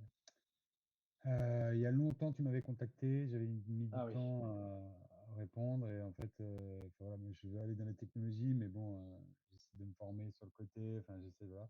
Et aujourd'hui, enfin, bon, là, je viens de finaliser ma reconversion dans le développement et j'aimerais vraiment aller vers le développement XR. Mais c'est en termes de ressources ou de formation, voilà, je cherche, enfin, je suis en train d'essayer d'établir un plan de formation. Enfin, comment ouais, je peux acquérir les compétences, quoi, parce qu'il y en a de partout et la maîtrise, carrément. c'est difficile. Bah, pour l'instant, tu as été formé en quoi? C'est quoi les Euh, formations? Ben, franchement, c'était du développement, conception et développement d'applications, on va dire les systèmes de base. Là, je travaille un peu sur Unity, là, j'essaie de me mettre sur Unity, mais voilà, Unity, mais il y a plein de notions que j'ai du mal à comprendre, notamment sur les shaders, les maps, les choses comme ça. Enfin, c'est plutôt du texturing, des trucs. Enfin, c'est vraiment encore des gros mots pour moi, donc je suis en train de voir. Et, Ouais, je travaille aussi avec Cesium, je sais pas si tu connais ou pas, Cesium JS. ouais, je connais, ouais. Ouais, c'est super, mais en fait là j'essaie de mixer Cesium avec Unity et j'aimerais aussi peut-être aller plus loin avec Cesium et du WebXR pour que ça soit exploitable avec parce qu'en fait je travaille pour une mairie, la mairie d'Antibes, qui Ouais, ont créé un jumeau numérique de la ville d'Antibes. Donc en fait c'est une maquette trop bien. 3D quoi si on veut. C'est déjà Bah ouais, superbe, ouais. Et en fait, l'idée, ben, enfin bon, là, ils avaient un logiciel par un éditeur qui permettait au public de visiter, on va dire, la ville, entre guillemets. Mais j'aimerais aller plus loin, en fait, qu'un simple outil de visualisation. J'aimerais vraiment faire quelque chose d'immersif, un peu plus immersif, avec peut-être des expériences un peu plus sympas, quoi. Mais bon, j'avoue, je pars de bah, loin, c'est alors parfait. c'est comme ça que j'apprends, mais Bah, voilà. petit spoiler, un intervenant qui va nous rejoindre pour l'un des meet-up. Alors, c'est encore en train de valider, je peux pas en dire trop plus. Ils ont fait du location-based tracking, une expérience autour d'une ville. Et c'est l'expérience s'utilise dans la ville. Donc, je n'en dis pas plus. Et dans les Ok, mois qui viennent, ça va être au prochain meet-up. Ce sera au superbe. meet-up dans les prochains mois. Donc, tu auras peut-être aussi des Merci. pistes d'expérience là-dessus. Ouais, ouais, c'est superbe. Et je sais pas s'il y a parce que bon, enfin dans le serveur Discord, il y a, enfin j'ai vu qu'il y avait un nouveau truc ressources, enfin une nouvelle catégorie que tu Ouais, avais mis là. J'ai regardé un peu ouais, s'il y a des choses. j'essaye de mettre avec. Bah, d'ailleurs, si vous connaissez des bonnes ressources autour du web immersif, moi j'ai mis ça, j'essaie de remplir à petit à petit, mais c'est pas, je suis pas non plus un expert là-dessus. Donc Ok. si vous connaissez des ressources, je vais en ajouter un maximum. Et si vous avez besoin d'entraide, n'hésitez pas à poster. Et, euh, et puis go. D'ailleurs, Et vous en poste. ouais. Oui, Ouais, vas-y. non, j'avais une question finalement pour tous ceux qui sont restés. Bon, vous êtes dans le monde WebXR. Enfin, c'est quoi votre formation? Comment vous faites finalement pour acquérir les compétences? Comment vous avez fait, quoi? Juste pour commencer là, Pierre, en fait, tu es à Antibes là? Parce que moi je suis à Antibes aussi, donc C'est vrai? c'est bien. Génial. Ouais. C'est quand même assez drôle. En fait, c'est Allez, ça, vous je suis faites à un Clairement. charter WebXR francophone à l'antenne. C'est parti, go, go, go. On va organiser un événement in real life. et C'est en fait, bien. ce qui est amusant, c'est que je suis à Antibes, mais je travaille avec Montréal en fait. Donc je travaille pour la SAT de Montréal, la Société des Arts Technologiques de Montréal. Et, Génial. et donc c'est assez amusant parce que là, en tout cas, c'est vraiment des sujets qu'on aborde là. On fait des résidences artistiques, plein de projets, etc. Donc, on se reparle de ça. Mais moi, c'est ça, c'est vraiment. En fait, on a mis en place, juste pour faire que tu comprennes mieux, là, mais en gros, on a mis en place en fait une plateforme WebXR à la SAT, donc à la Société des Arts Technologiques de Montréal, là où tu as vu, là, il y a le dôme immersif. Ouais. Et donc, on a travaillé beaucoup avec, on a des développeurs qui sont à l'interne encore, qui sont à Montréal et tout. Et on a aussi des développeurs externes qui nous aident, des artistes. Donc on a tout comme une communauté qui nous a aidés. Et puis il y a aussi des résidences artistiques. Donc on a aussi mis en place des résidences artistiques de création pour le WebXR. Donc on fait des résidences artistiques avec des fois aussi. Ce qu'on essaie de faire, c'est de l'accompagnement où on vient supporter les artistes avec certaines expertises et tout. Donc C'est voilà un génial. peu les points, en tout cas. Mais, C'est drôle. mais en fait, enfin, tu le fais en live, enfin, comment dire, tu accompagnes les artistes à distance. Enfin, là, tu es en TIC, tu travailles pour la SAT à Montréal, mais tu accompagnes toi les artistes ou? En fait, c'est ça, pour un peu plus de contexte, moi j'ai vécu 17 ans à Montréal. Ok. Donc là, je suis rentré en fait, je suis en France récemment. Et donc je continue évidemment, parce qu'en fait, on a mis en place, si tu veux, la plateforme pendant la pandémie. Donc avec l'équipe, on est quand même D'accord. habitué à travailler en ligne, là, c'est ça. Et, hem, et, heu, et donc on travaille vraiment en ligne et tout. Et pour les résidences de création, en fait, on fait des résidences de création à la SAT depuis très très longtemps, en fait, puisqu'on a un dôme immersif. Donc on fait des résidences de création pour créer du contenu dans le dôme immersif. Mais ça fait depuis qu'on a lancé en fait Satellite, notre plateforme, qu'on a lancé un programme de résidence spécifique pour le WebXR. On l'a réitéré cette année. On a changé un petit peu la formule, et si tu veux, en gros, pour, aller un petit peu plus, en tout cas dans les explications, nous, on focus beaucoup sur tout ce qui est, l'immersion collective, donc dû, au fait qu'on a un dôme immersif. Et on fait beaucoup en fait, on a eu quand même quelques résidences, hybrides. Donc là, l'idée, c'était vraiment de, faire un pont entre un lieu physique et des espaces virtuels. Donc on a eu quelques projets, donc il y a eu un projet, musique, d'instruments de musique, en fait, d'un concert qui était complètement, hybride. Donc c'était vraiment, le concert avait lieu physiquement à la SAT, à Montréal, et était diffusé aussi, donc en ligne. Et donc c'est ça, on a plein de projets différents, en tout cas, voilà. Voilà un peu C'est génial. ouais. C'est génial. Ouais, je suis en train de regarder, ouais, en même temps enfin, la SAT. Ouais. Bon, moi, j'avoue, je connaissais pas D'accord. du tout, quoi. Et c'est Mets les liens superbe. dans le chat. Ouais. Oui, Arthur, excuse-moi. Oui, vas-y, je disais juste mets les liens dans le chat. Comme Ouais, ça, les gens je qui viens de le peuvent. mettre. Je viens de mettre quelque chose. Je pense que c'est ça, hein, de toute façon. La Société des arts technologiques. C'est ça. Oui, Super. ouais.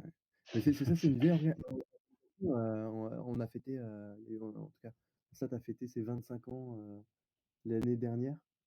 Et ouais, il y a pas mal, il y a pas mal de monde, c'est ça, tu vois? Comme le présentateur, comme Mato, qui présentait tantôt, qui sont passés là.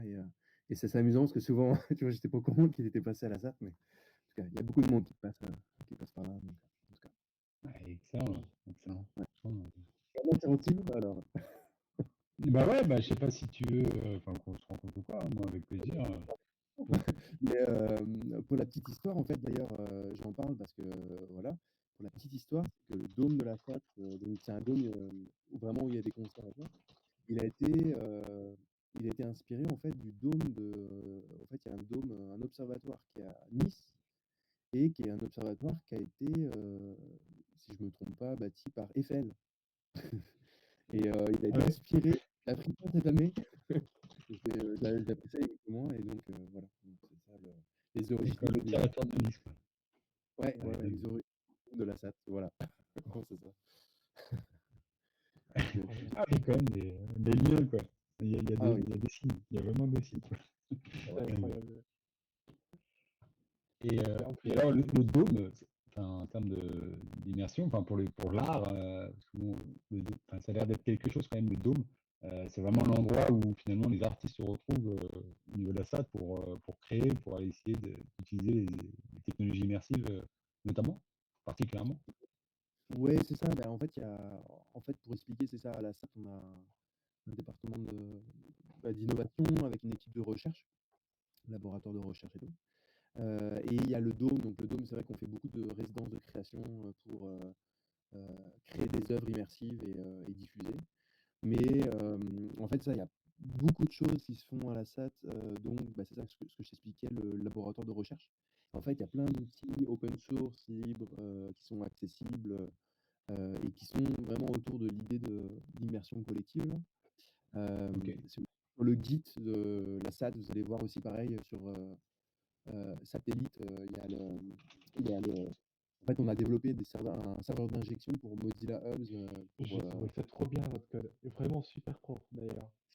ouais, beh, ouais, beh, c'est ça, c'est, Tu as le lien ou ouais, ouais, j'aime bien, ouais. C'est, une pensée à en tout cas, ça va changer un peu le mood, mais, une pensée à en fait, c'est Éric Poirier qui est malheureusement qui nous a quittés, en début d'année et c'est lui qui a développé tout ça et bon bref, c'est merveilleusement, bien pensé, donc, attends, je vais t'envoyer. super, merci. Et ouais, et en fait, on a plein d'autres outils, mais qu'on n'a pas eu le temps encore de documenter. Puis, on a beaucoup de choses, mais c'est ça. Bref, Génial. on n'a pas le temps trop des fois de communiquer là-dessus. Ouais, Mais, sur les, Et ouais. Abana, il va falloir que je te chope après parce que j'essaierai depuis un bout de temps d'essayer d'entrer en contact avec ceux qui s'occupaient du satellite parce que j'avais découvert ce truc-là. Et ouais, go échanger là-dessus. J'essaie de Bah, développer sur Montréal du coup le réseau francophone immersif. Donc bah, si vous connaissez dans le coin, je veux bien. J'ai bah, les contacts. on connaît, bah, c'est ça. Tu, tu m'écris là, mais on s'était écrit déjà il y a un petit moment, mais en tout cas, on est bien, je pense, bien occupé avec nos emplois du temps, mais il y a beaucoup d'artistes aussi. Ah, on a perdu Arthur. Je sais pas s'il va revenir, mais ouais, il y a beaucoup d'artistes. Pierre, ouais, c'est ça. Ah, c'est bon, il nous entend anyway. Ouais, il y a beaucoup d'artistes qui sont en fait, qui ont fait des œuvres aussi en résidence à la SAT et qui seraient, je pense, assez intéressants d'inviter. Tu m'as entendu, Arthur, c'est bon? Oui, désolé, j'ai coupé. Ah oui, c'est les shortcuts. Mais oui, c'est ça ce que je disais, il y a beaucoup d'artistes, qui seraient intéressants ouais. et dont en fait, j'arrête là-dessus parce que sinon moi je pourrais parler pendant des heures là, mais Mais c'est heu ouais, mais c'est fabuleux, enfin, c'est génial, quoi. on a fait en fait, il y a eu des résidences de création donc hybrides et en fait, on a fait aussi un événement hybride, qui s'appelle, Domtical, c'est un événement, qui se fait, à la SAT, donc c'est un gros party, qui se fait dans le dôme de la SAT. Yeah, Alex. Et donc c'est une très bonne soirée, en tout cas, bon bref. Et en fait, on a voulu ajouter un volet hybride à cette soirée-là et ce qu'on a fait, c'est que, bah, on a fait en tout cas, sprint là en tout cas pendant un mois avec l'équipe et on a fait un petit trivia en ligne avec une expérience en ligne sur la plateforme, donc c'est sur Mozilla Hub, là, sur Satellite. Et en gros, ce qu'on faisait, c'est que donc on diffusait le live de l'événement. Donc c'est dans le dôme, donc tu as des DJ, des VJ qui sont là live. On diffusait ça sur la plateforme Satellite. Et les gens qui venaient, donc l'audience qui venait sur Satellite en ligne, pouvait jouer à un trivia sur l'art numérique. Donc ça les forçait à se déplacer dans l'espace. Ensuite, on utilisait leurs mouvements pour les représenter dans le dôme de la SAT, donc dans le dôme physique. Donc en fait, leur présence était, ils étaient sous forme de popsicle, là, tu sais, en tout cas. Et ils étaient Génial. rediffusés dans le dôme de la SAT. Et à la fois, ils pouvaient bah, se voir et écouter le concert. Donc en ligne, tu pouvais jouer à un trivia, écouter le concert et en même temps, ta présence était diffusée dans le dôme de la SAT. Et ouais, j'ai pas eu le temps encore de documenter tout ça, mais en gros, on a pas mal développé bah, ça d'outils pour. En fait, on envoyait des données via un Raspberry Pi, donc dans le dôme de la SAT, et après on le diffusait. En fait, les VJ pouvaient utiliser le data pour le data du métaverse. Attends, du, de- pour, t'as fait ouais. tourner Mozilla Hub sur un Raspberry Pi? Non, on a envoyé les données. Oh, On a envoyé des données sur un Raspberry Pi et ok. après, c'est transféré dans, si tu veux, les données étaient utilisées pour être transposées dans le dôme de la SAT, dans le dôme immersif Ah, de la ok. SAT. Donc, on envoyait les données de position des avatars, le nom des avatars. En fait, ce qui s'est passé, c'est que pendant la soirée, tu avais avais les personnes qui utilisaient leur nom d'avatar pour se passer des messages dans la soirée. Donc, tu avais des gens c'est ça, qui essayaient de se retrouver en changeant leur nom d'avatar et puis ils étaient représentés. Donc, Ah, ça c'était doit être plus trop bien. l'idée de faire un événement hybride. Ouais, c'est ça. Donc, bref. Génial. Eh, Et vous, vous il êtes faut faire le nombreux, prochain enfin, Meetup ouais. Webixer là-dessus, hein. Bah, c'est clair, hein, enfin, vous pouvez en parler, hein, c'est super. Ouais. Non, mais en fait, là, j'ai pas encore fait c'est amusant, j'ai commencé à faire la vidéo parce que je vais être la semaine prochaine, on va présenter à New Images là, à Paris. Pour le festival New Images. Et c'est ça, j'ai pas eu le temps de finir la vidéo hier, mais en tout cas, faut que je documente ça parce que, en tout cas, Ça fait des idées. Ça te tenterait pas de présenter ça au prochain Meetup? avec Webixer plaisir. Mais francophone? en fait, et puis il y a aussi, en fait, l'aspect hybride, moi, il y a plein de projets qu'on pourrait présenter. Et il y a aussi tout ce qui est les œuvres immersives. Je pourrais même. Attends, je vais essayer de trouver. J'ai un article. Allez, c'est parce que vraiment.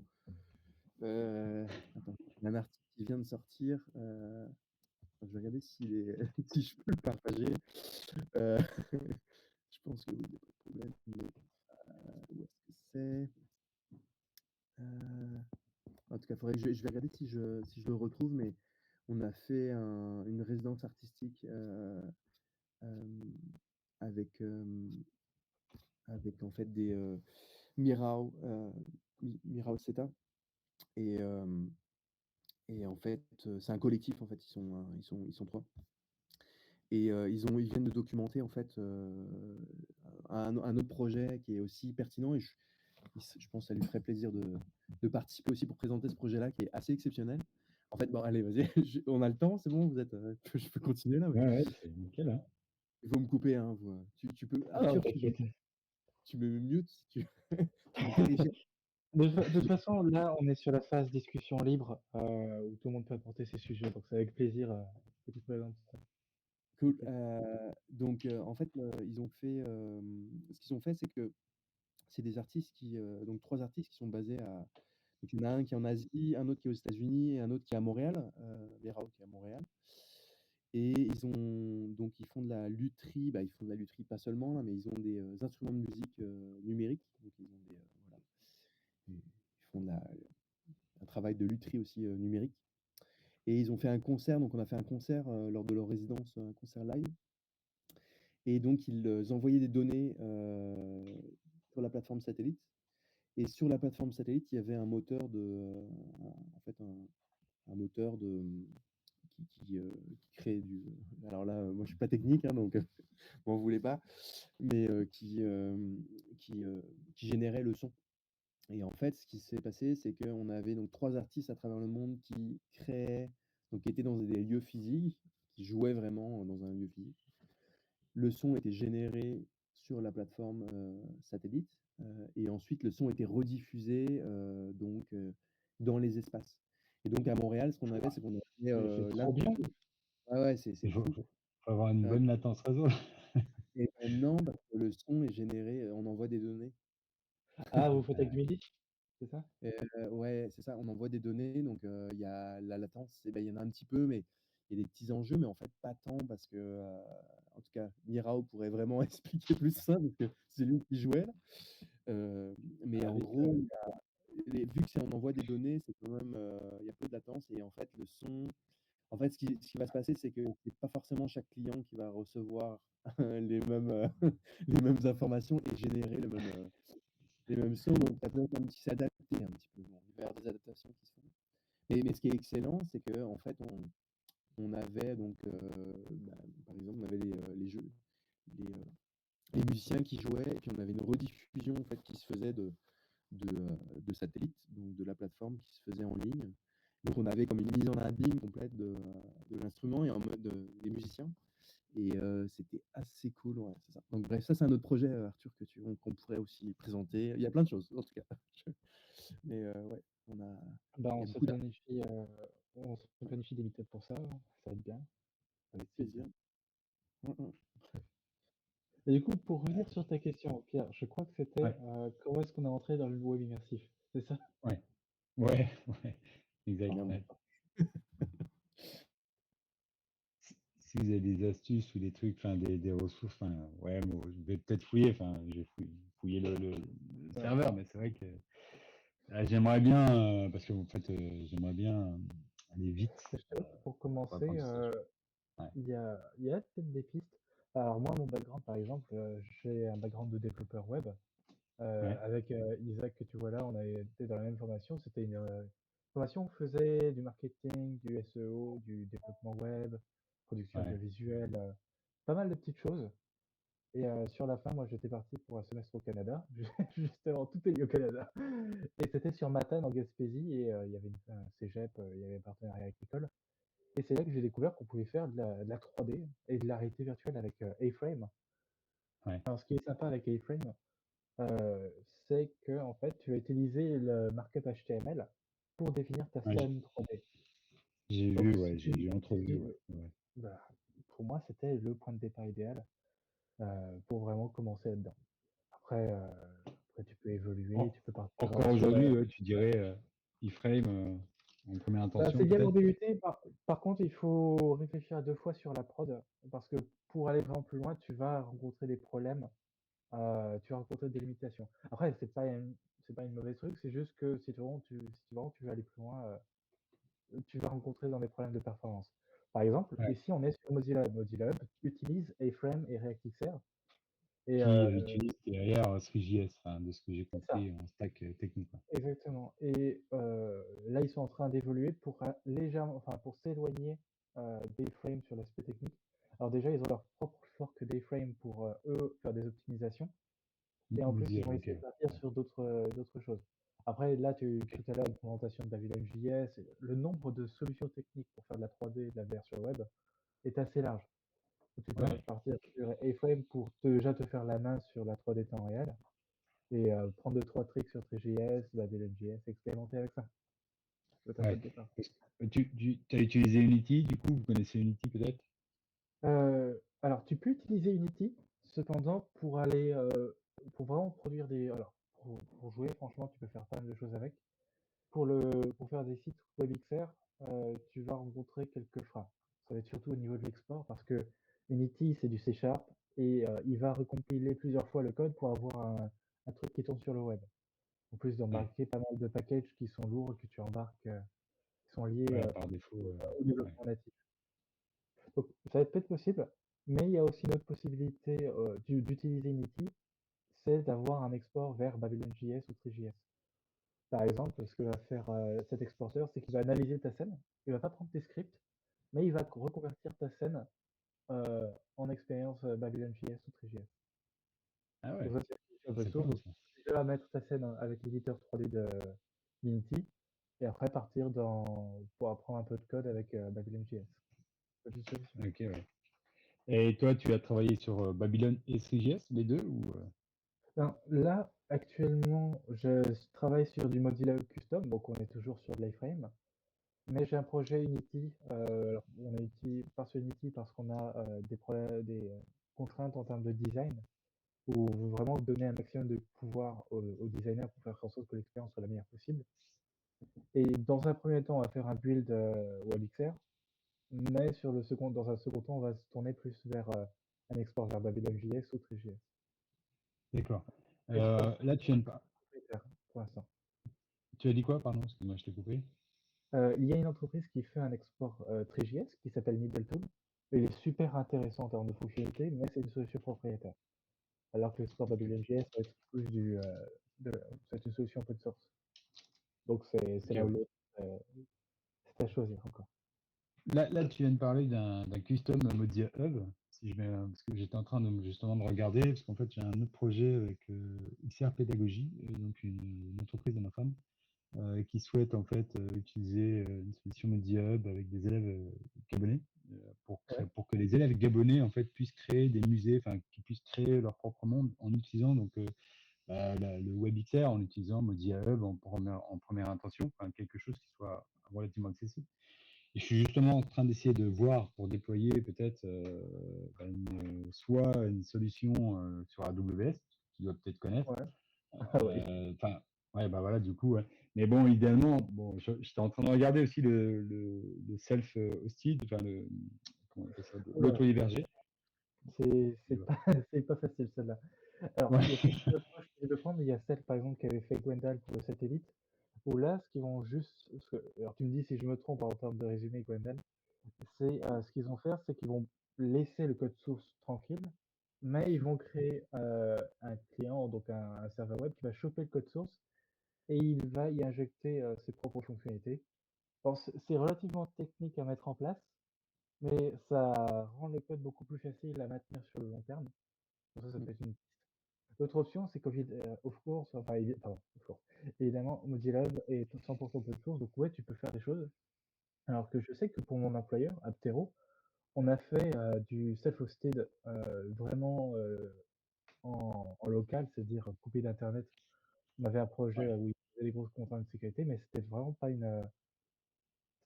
la solution la plus facile à mettre en place. Ouais, Seul. bah, enfin bon, ce que je vois, tous les problèmes n'ont pas été encore résolus. Bon, j'essaie d'analyser un peu la doc et enfin ce qui existe sur le sujet, Mais quoi. ce que tu peux faire aussi, c'est déjà, tu as le nouveau tiers payant là où tu peux avoir ta propre solution, mais tu peux Ouais, aussi j'ai vu. Ouais. sur le serveur Discord, parce que le mois dernier, on avait un intervenant qui était justement de la team de Mozilla Hub, qui est francophone, qui est aussi sur le Discord WebXR francophone. Donc tu peux essayer de le pinguer Ok. et il pourra peut-être même te dire plus et même vous aider à implémenter cette solution si tu veux regarder ça. Est-ce que c'est Ouais, ouais, Valérian? c'est une bonne idée. Comment? Ouais. C'est Valérian? Oui, c'était Valérien. Oh, Mm. c'est merveilleux. Et il vient aussi du Canada, mais de l'autre bout. De Vancouver. Hein. Il était sur Vancouver. Vancouver. Ouais, c'est ça. Ouais, ouais. Mais tout est lié au Là où il Canada, pleut tout.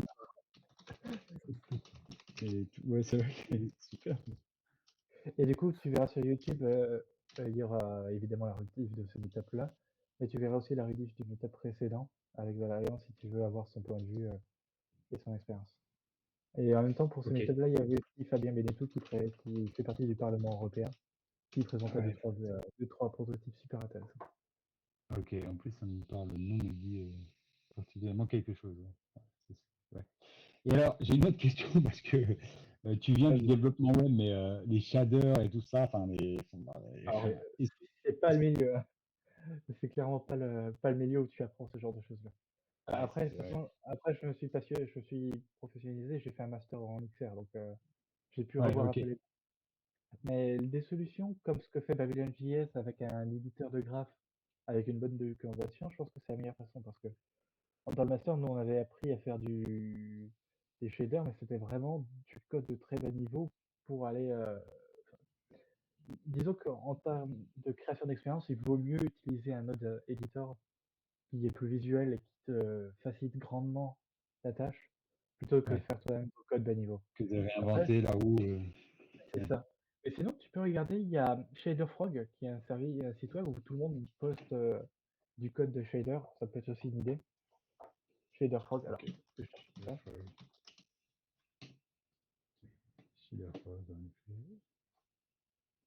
Shaderfrog.com, donc il y a des gens Ah, super. qui postent du code de shader. Il y en a qui font tourner des petits jeux dans les shaders. C'est assez bourrin. Et c'est des génies. C'est trop bien. Génial. Eh ben ouais, salut Alex. À une prochaine. Ouais. Merci à toi d'être venu. Ouais, je pourrais pas être là, mais en fait, moi, je serais avec du monde de la SAT à Paris. Donc, en tout cas, bref. Ah, vous êtes à Paris? Enfin, vous êtes aussi basé à Paris? En fait, il y a une ouais, je pense qu'il y aura, bah, la directrice de la SAT qui sera Jenny, qui sera, bah, en fait, je sais pas si elle a quand est-ce qu'elle prend son vol, mais la semaine prochaine à Paris. Bon, d'accord. Je serai là et voilà, on sera là, si jamais. Mais j'essaierai de les rencontrer à un 5 à 7 à l'occasion. 5 à 7 à l'occasion. Mais Il y en a qui vont au Laval peut-être? tu veux Où dire ça? au 5 à 7? C'est quoi le 5 à 7? Je sais même pas ce que c'est 5 en à fait. 7. C'est un événement qu'il faut tous les mois, le SAT, du coup. Ouais. Ok, mais ils font ça enfin quoi? En présentiel, en C'est en ligne ou physique. en quoi? C'est physique sur place. Enfin, de ce que j'en ai compris. Oui, Et c'est physique, donc ouais, à Montréal quoi. c'est pas ouais, ouais, c'est à Montréal. C'est pour les Montréalais. Ouais. Bon, Et bah, sinon, il y a y a Antibes. y aller. Bon, c'est ça, Pierre, mais Alors, qu'est-ce que tu penses de tout ça, Isaac? J'ai pas entendu, tu as dit quoi, Gwendal? Je demandais à Isaac ce qu'il en pensait de tout ça, de ce meet-up. Alors moi, je vous avoue que en fait, je suis pas du tout dans la réalité virtuelle. À vrai dire, je connais pas trop. C'est peut-être d'ailleurs pour ça qu'inconsciemment, enfin, c'est peut-être pour ça que j'ai pris le skin de Among Us. En fait, c'est peut-être moi l'imposteur, tu vois. Je pense que c'est pour ça que je l'ai pris inconsciemment. Mais en fait, c'est un sujet que je connais pas. Moi, enfin, je connais un peu grâce à Arthur qui, pendant les études, en fait, j'ai vu il avait vraiment pris goût à ça. Et c'est grâce à lui que je connais un tout petit peu, mais vraiment un tout petit peu. Et quand j'ai vu tout ce qu'il avait organisé, enfin, moi, j'étais vraiment impressionné. Et c'est pour ça, là, j'avais pas. C'est dommage, t'avais organisé d'autres meet-up, mais j'ai pas pu venir. Et là, ben, j'ai vu que tu avais pas mal de choses prévues et je me suis dit, allez, faut que j'essaye. En plus, c'était des librairies en JavaScript, j'ai l'impression. Donc, je me suis dit, bon, c'est peut-être accessible. Ah bah, Euh, à découvrir, à Franchement, découvrir. ah ouais, c'était vraiment. Enfin, j'ai trouvé ça vraiment impressionnant. Bon, c'est un kit tout en un, quoi. Tu as l'éditeur no-code, tu as l'éditeur de Node aussi, là. Enfin, non, pardon, c'est peut-être la même chose, mais enfin, tu peux faire du code aussi, entre guillemets, Ouais, c'est assez dans le riche. dur.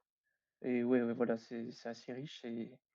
Et en fait, nous, là où je travaille, je suis dans la fonction publique, en fait, et on aurait peut-être des sujets autour de la réalité virtuelle, tout ça. Donc, ben, là, c'était plus pour ma veille perso aussi, et puis ben, quand même découvrir aussi ce qui se faisait dans le domaine, quoi. Et là, vraiment, c'était vraiment super intéressant de voir ce qu'on pouvait faire.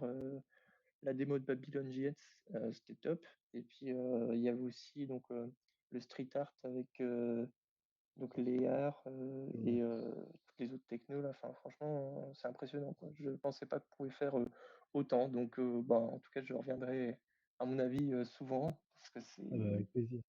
Ouais, ouais, Donc, non, vraiment, c'est bravo surtout. Arthur pour Ah l'organisation. ouais. Hein, vraiment. Ouais, top. Merci, vraiment, Arthur, ouais, c'est top, hein. Ah bah, Heureusement j'essaie d'aider que les francophones à se retrouver, forcément. D'ailleurs, tu es plutôt sur quelle techno, Isaac? Peut-être que j'aurais peut-être des références spécifiques à ce que vous utilisez. Ouais, bah là, justement, je suis plus sur du React. Ah, ok. Donc, Et bah, j'ai vu viens qu'en le mois plus. prochain. Et oui, J'ai j'ai vu obligé. que tu avais un meet-up autour de ces React XR, je crois, à librairie. Alors, Oui, c'est basé sur un projet qui s'appelle React Tree Fiber. Alors, le gars va mieux pouvoir nous expliquer parce que c'est un monstre du secteur, mais c'est vraiment dans le JSX, tu vas définir ta scène avec tes ok. cubes et tout ça. Un peu à l'iFrame. Alors, iFrame, c'est genre tu utilises des balises HTML pour définir tes objets, mais là, ça va être la même chose en JSX. Et ça a l'air Ok, super performant, super optimisé. Donc, d'accord. si on peut avoir son intervention, le gars, il nous vient du Japon et ça va être Ouais, trop ouais, bien. ouais, franchement, ouais, j'ai hâte de voir ça. C'est déjà hyper. Ça génère quand même une hype, quand même, là, le Babylon JS, je trouve. Donc, ouais, ouais, j'ai hâte de voir le prochain. Franchement, j'essaie vraiment d'y participer hein, parce que c'était grave intéressant. Et c'était super cool aussi d'avoir vos retours, donc Pierre et Gwendal. Ouais, c'était grave intéressant d'avoir votre expérience. Et puis, comme ouais, quoi, le monde est petit aussi. Vous êtes tous les deux un peu. Donc, ouais, non, c'est vraiment. C'est cool les meet-up ouais, comme ça. Puis en plus, comme on n'est pas trop nombreux, c'est plus simple, on va dire. Ça rend le Plus truc plus intime, convivial, mais puis voilà carrément. quoi. Bah, exactement. merci à toi de passer nous voir. Le plaisir d'avoir de tes nouvelles aussi et de voir Ouais, ce que tu fais. pareil, ça fait toujours plaisir. Puis alors, ça va le Canada du coup? T'es arrivé quand déjà? Je suis arrivé fin janvier avec ma copine Clémence là, qui a un PVT, du coup, elle travaille sur place. Et moi, j'en Ok. profite Ah, pour rencontrer des gens comme Mathieu que j'ai pu rencontrer en présence et découvrir la SAT que je génial. connaissais pas. Et mais, en fait, tu bosses plus à Aptero ou tu bosses encore pour Aptero? Alors, je bosse toujours pour Aptero, sauf que bah, je suis en Ouais. télétravail. Eux, Ah ouais. ils sont basés sur Hmm. Paris. Il y a notre patron qui est actuellement en Corée pour se débaucher des contrats et de toute façon, ça se développe. Donc, Après, Ouais, sur le ok. long terme, évidemment, je regarderai à développer d'autres projets, comme là, j'ai un moteur de recherche pour la XR. J'essaie de Ouais, développer. j'avais vu ça. Ouais. Je voulais revoir d'ailleurs. Je sais pas si tu Alors, avais fait d'autres. J'avais suivi de très loin malheureusement, mais ouais, ouais, ça a l'air. si ça vous intéresse, je cherche à monter une équipe, d'ailleurs, hein. Pour l'instant, on est Bah écoute, entre guillemets que deux. Il y a moi et une designeuse qui travaille pour la Fnac, d'ailleurs. Génial. Donc on fait des choses sympas et ça va être affaire à suivre. Ça tu va être- peux enfin, me décrire. Enfin, j'avais vu que tu avais fait un post sur un moteur de recherche XR, mais ça serait, enfin, comment dire, quel serait l'objectif de ce moteur de recherche? Eh ben, déjà, tout vient de deux gros problèmes que j'ai rencontrés lorsque j'ai commencé à faire du web immersif.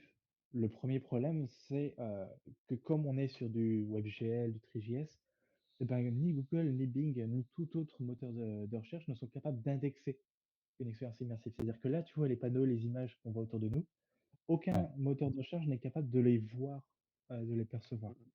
Donc quand tu veux faire un site web en VR, ben, c'est compliqué pour le référencer.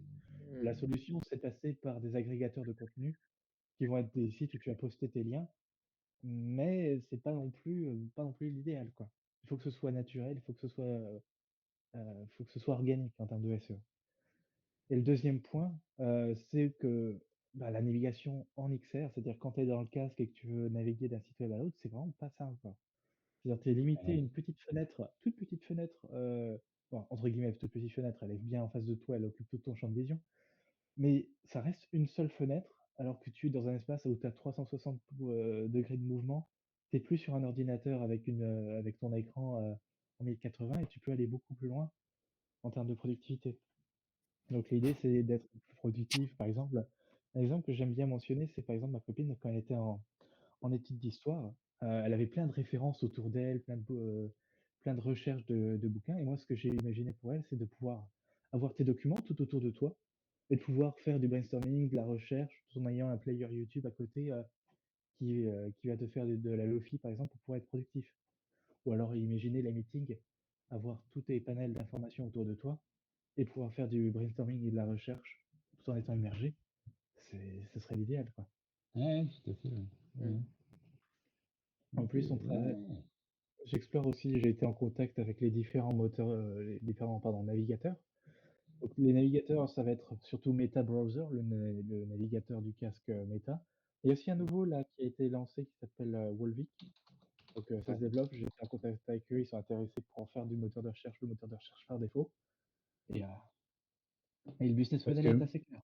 Ouais. Mozilla Reality, ils le proposent pas, ils vont Fire- pas proposer. Qu'est-ce je veux qu'il y a? dire Firefox Reality. Oui, Firefox Reality, oui, autant pour moi. Alors, Firefox Reality, le problème, c'est que quand Mozilla a viré son équipe, je crois que c'était en 2018 ou en 2019, ils ont viré toute l'équipe liée à la XR pour leur navigateur. Ah, mais je viens de Ils ont voir la aussi fin de la viré, prise en charge. ils ont viré plein de choses, sauf l'équipe de Mozilla Hub. Donc ça, c'est le seul projet qui conserve. Mais le projet Firefox Reality a été repris par une autre équipe qui est relativement inconnue du grand public, qui s'appelle Igalia. Attends, j'ai pas une bêtise? Si, je crois que je dis une bêtise. Non, c'est ça, c'est Igalia. Igalia, ce sont des enfin, c'est un consortium de contributeurs au web. Enfin, c'est assez large. Pour moi, c'est pas très clair leur système, comment c'est formulé, mais toujours est-il que c'est vraiment une équipe vraiment très saine, qui est comparable à l'équipe de Meta. Enfin, même les gens ont plus petite que l'équipe de Meta pour bosser sur ce navigateur-là. Et leur structure fait qu'ils n'ont pas de compte à rendre à des, euh, à des partenaires. Tout est open source et tout est financé de manière saine avec du funding, ce genre de choses-là. Donc vraiment, c'est un projet qui a du potentiel. Qui a du potentiel. Ah oui, d'accord, Volvic, ah oui, d'accord, ok, ouais, j'avais pas saisi, mais d'accord, ok. C'est Alors, pas la boîte. première déconvenue, c'est que je savais même pas que Mozilla avait abandonné son navigateur. Alors, je suis vieille. Et, et en plus, il y a longtemps, en plus, hein, je me rends compte. Et après, ouais, ok, Volvic de Galia, quoi. Ils reprennent le flambeau, quoi. C'est bien ce que tu disais, c'est ça? C'est des Européens, c'est ça qui est trop bien. Yes! Ouais, non, mais c'est important, enfin, c'est important de se positionner. Ah ouais, je savais pas, ouais, que Mozilla Reality. Donc finalement, les alternatives, là, c'est ce que tu disais, c'est Volvic et Meta Browser, c'est ça? Ben, pour, disons que les plus gros navigateurs pour le WebIMR6, ça va être surtout ça. Pour les casques de réalité virtuelle, évidemment, là, il va y avoir Pico qui va sortir son propre navigateur qui Ah sera ouais. super intéressant à suivre. J'ai été en contact avec eux, il va falloir que je les relance, ça peut être intéressant à suivre.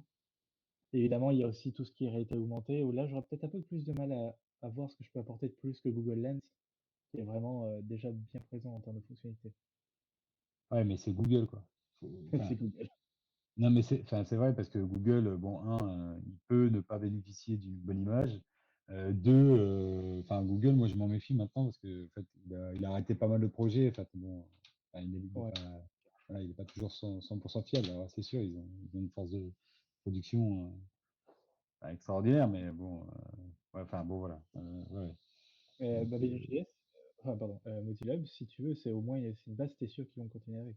D'ailleurs, Isaac, je suis sûr que ça pourrait vous intéresser, vous, d'avoir au moins votre instance Mozilla Hub. ouais. Moi, là, je suis en Ça- train de voir, là. Je suis en train de regarder, Attends, de fouiller, ouais. je me demandais, Isaac, si toi. Et tiens, j'ai une question parce que du coup, donc, tu as une instance à toi. Ben, toi, tu as créé tes serveurs sur AWS. Alors, c'est plus du coup à Aptero, donc Ouais. mon Ah ouais. patron qui va s'occuper de ça. Si tu veux, il y a Pierre-Henri qui est le directeur technique qui vient de temps en temps à certaines méthodes, donc il pourra peut-être plus t'en dire là-dessus si tu veux. Ok, ok. Parce que toi, tu n'as pas du tout le visuel là-dessus, en termes de. Moi, je suis plus intéressé sur l'aspect front-end que l'aspect back-end, donc forcément, s'il y a des choses, ce sera pas forcément très clair pour moi. Après, Ok, j'ai déjà fait ça, mais Mm. tu auras plus de conseils là-dessus, quoi. ok. Et alors, du coup, pour le front-end, là, tu vois, tu développes des interactions spécifiques, des choses comme ça ou pas? C'est un peu ça, ouais. Mais par Parce que exemple, là, si ouais. tu vas sur mon portfolio, si tu vas sur arthurmouge.in, là, c'est Ah, juste une iframe vers Mozilla Hub où tu peux interagir avec le contenu de la scène, quoi. alors, attends. Arthur Mougin, tu m'as dit. Arthur Point Mouge, IN, ouais. Arthur Mouge, ouais. IN, ok. Nanana. Ah, oui, attends. Ouais, il faut pas que je le démarre, sinon ça va pas marcher. Je recommence. Je vais juste ouvrir un navigateur privé. Hop.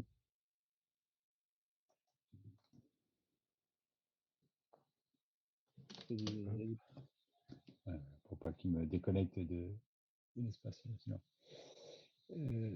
Ouais, parce qu'en fait, là, j'étais en train de regarder Spock justement pour créer des mondes et tout. Bon, bref, pour faire des modifications. Tu vois que pour Euh, 20 $, tu peux héberger ton propre instance, donc ça peut être une solution plus simple pour vous. Bah, oui, mais il y a des contraintes pour le Gabon, Oui. notamment. Il y a quelques contraintes, et notamment aussi cette notion il y a certains endroits où il n'y a pas de réseau, quoi. Alors, Ah, bon, tu le fais tourner. Ah oui, vraiment, c'est posté bah, je regarde, je suis en train de regarder un peu les solutions techniques que je peux mettre en œuvre, soit en self-hosted, Je sais que soit nous, en AWS.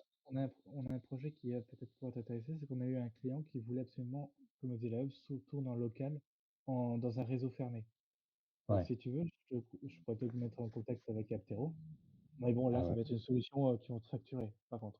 ouais, ouais, À voir voilà. Bon, alors, je pense pas si- que, il faut que j'en ouais, parle, c'est pas moi le chargé de projet, mais bon, je suis pas sûr que ce soit vraiment l'idée, quoi. Bon, à voir, hein, après, donne le contact, j'en parlerai, moi, avec le chargé de ça projet, marche. et puis Bah, c'est ça peut être Pierre-Henri, une bonne idée. Pierre-Henri Fricot, il est présent sur le Discord, tu le trouveras, mais je te pique vite fait. Ouais, je sais pas, il y a besoin de donner mon mail ou quelque chose comme ça ou pas? Ah non, mais tu peux le trouver sur le Discord, donc tu peux le contacter en privé, si tu veux. Ah, ok. Alors, comment il s'appelle, tu m'as dit? Alors, Pierre-Henri Fricot, attends, je vais te trouver le. Ta, ta, ta. Alors, moi, ça démarre pas, là, c'est mon niveau. Ah, peut-être on faisait ça. Simplement. Ouais.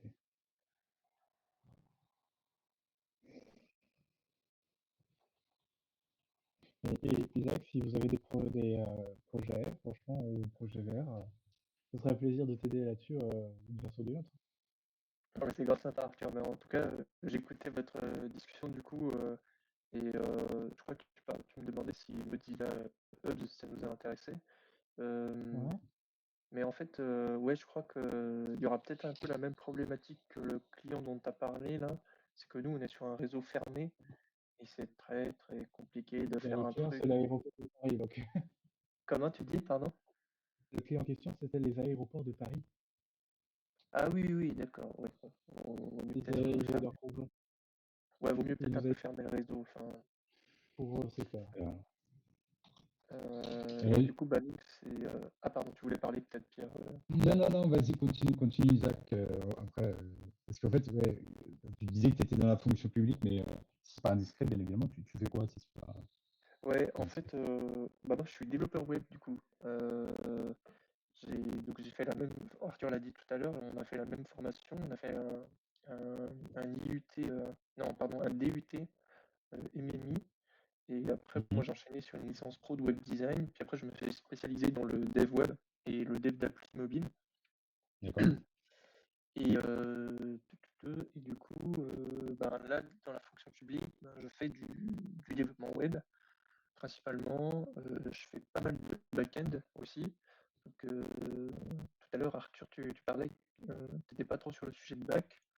Moi, je pense que les, les sujets de back-end pourraient peut-être m'intéresser. Je sais pas, ce serait vraiment intéressant de voir comment tu déploies, comment tu mets en production un site qui utilise Elixir, quoi. Je pense que ça a l'air pas mal intéressant.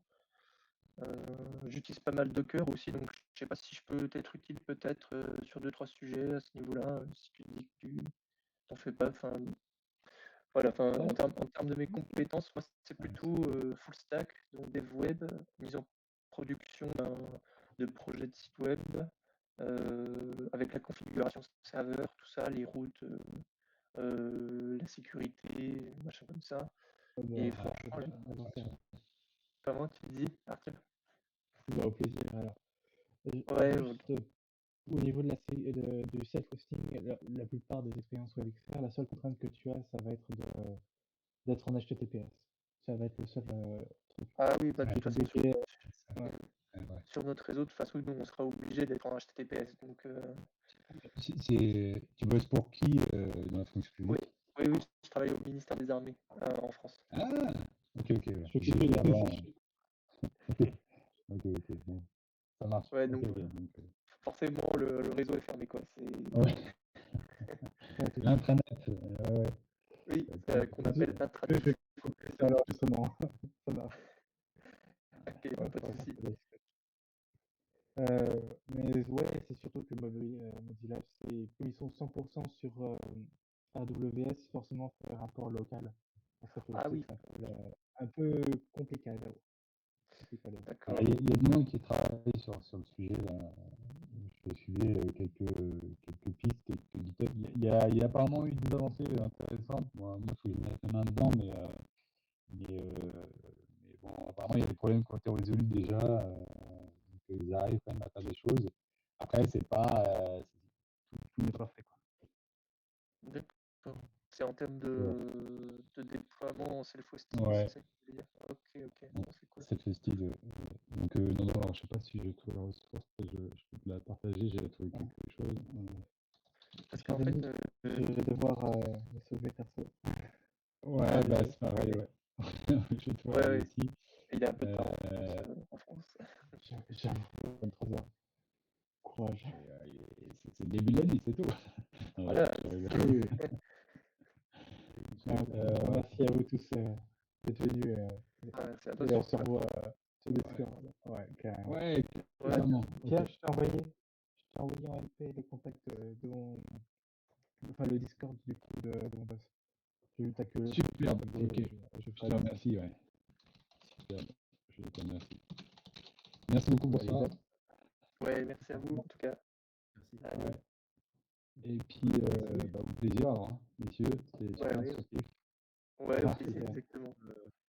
Tu me tiens au courant, on s'envoie ça, je te Ah bah, avec plaisir. Gwendal, Ça on marche. s'organise ça. Merci Et à tout le monde. ouais, Arthur aussi. Ciao, bye. Bye bye. Ciao. Ciao à tous. Allez, bonne Ciao. soirée. Bonne soirée. Bye.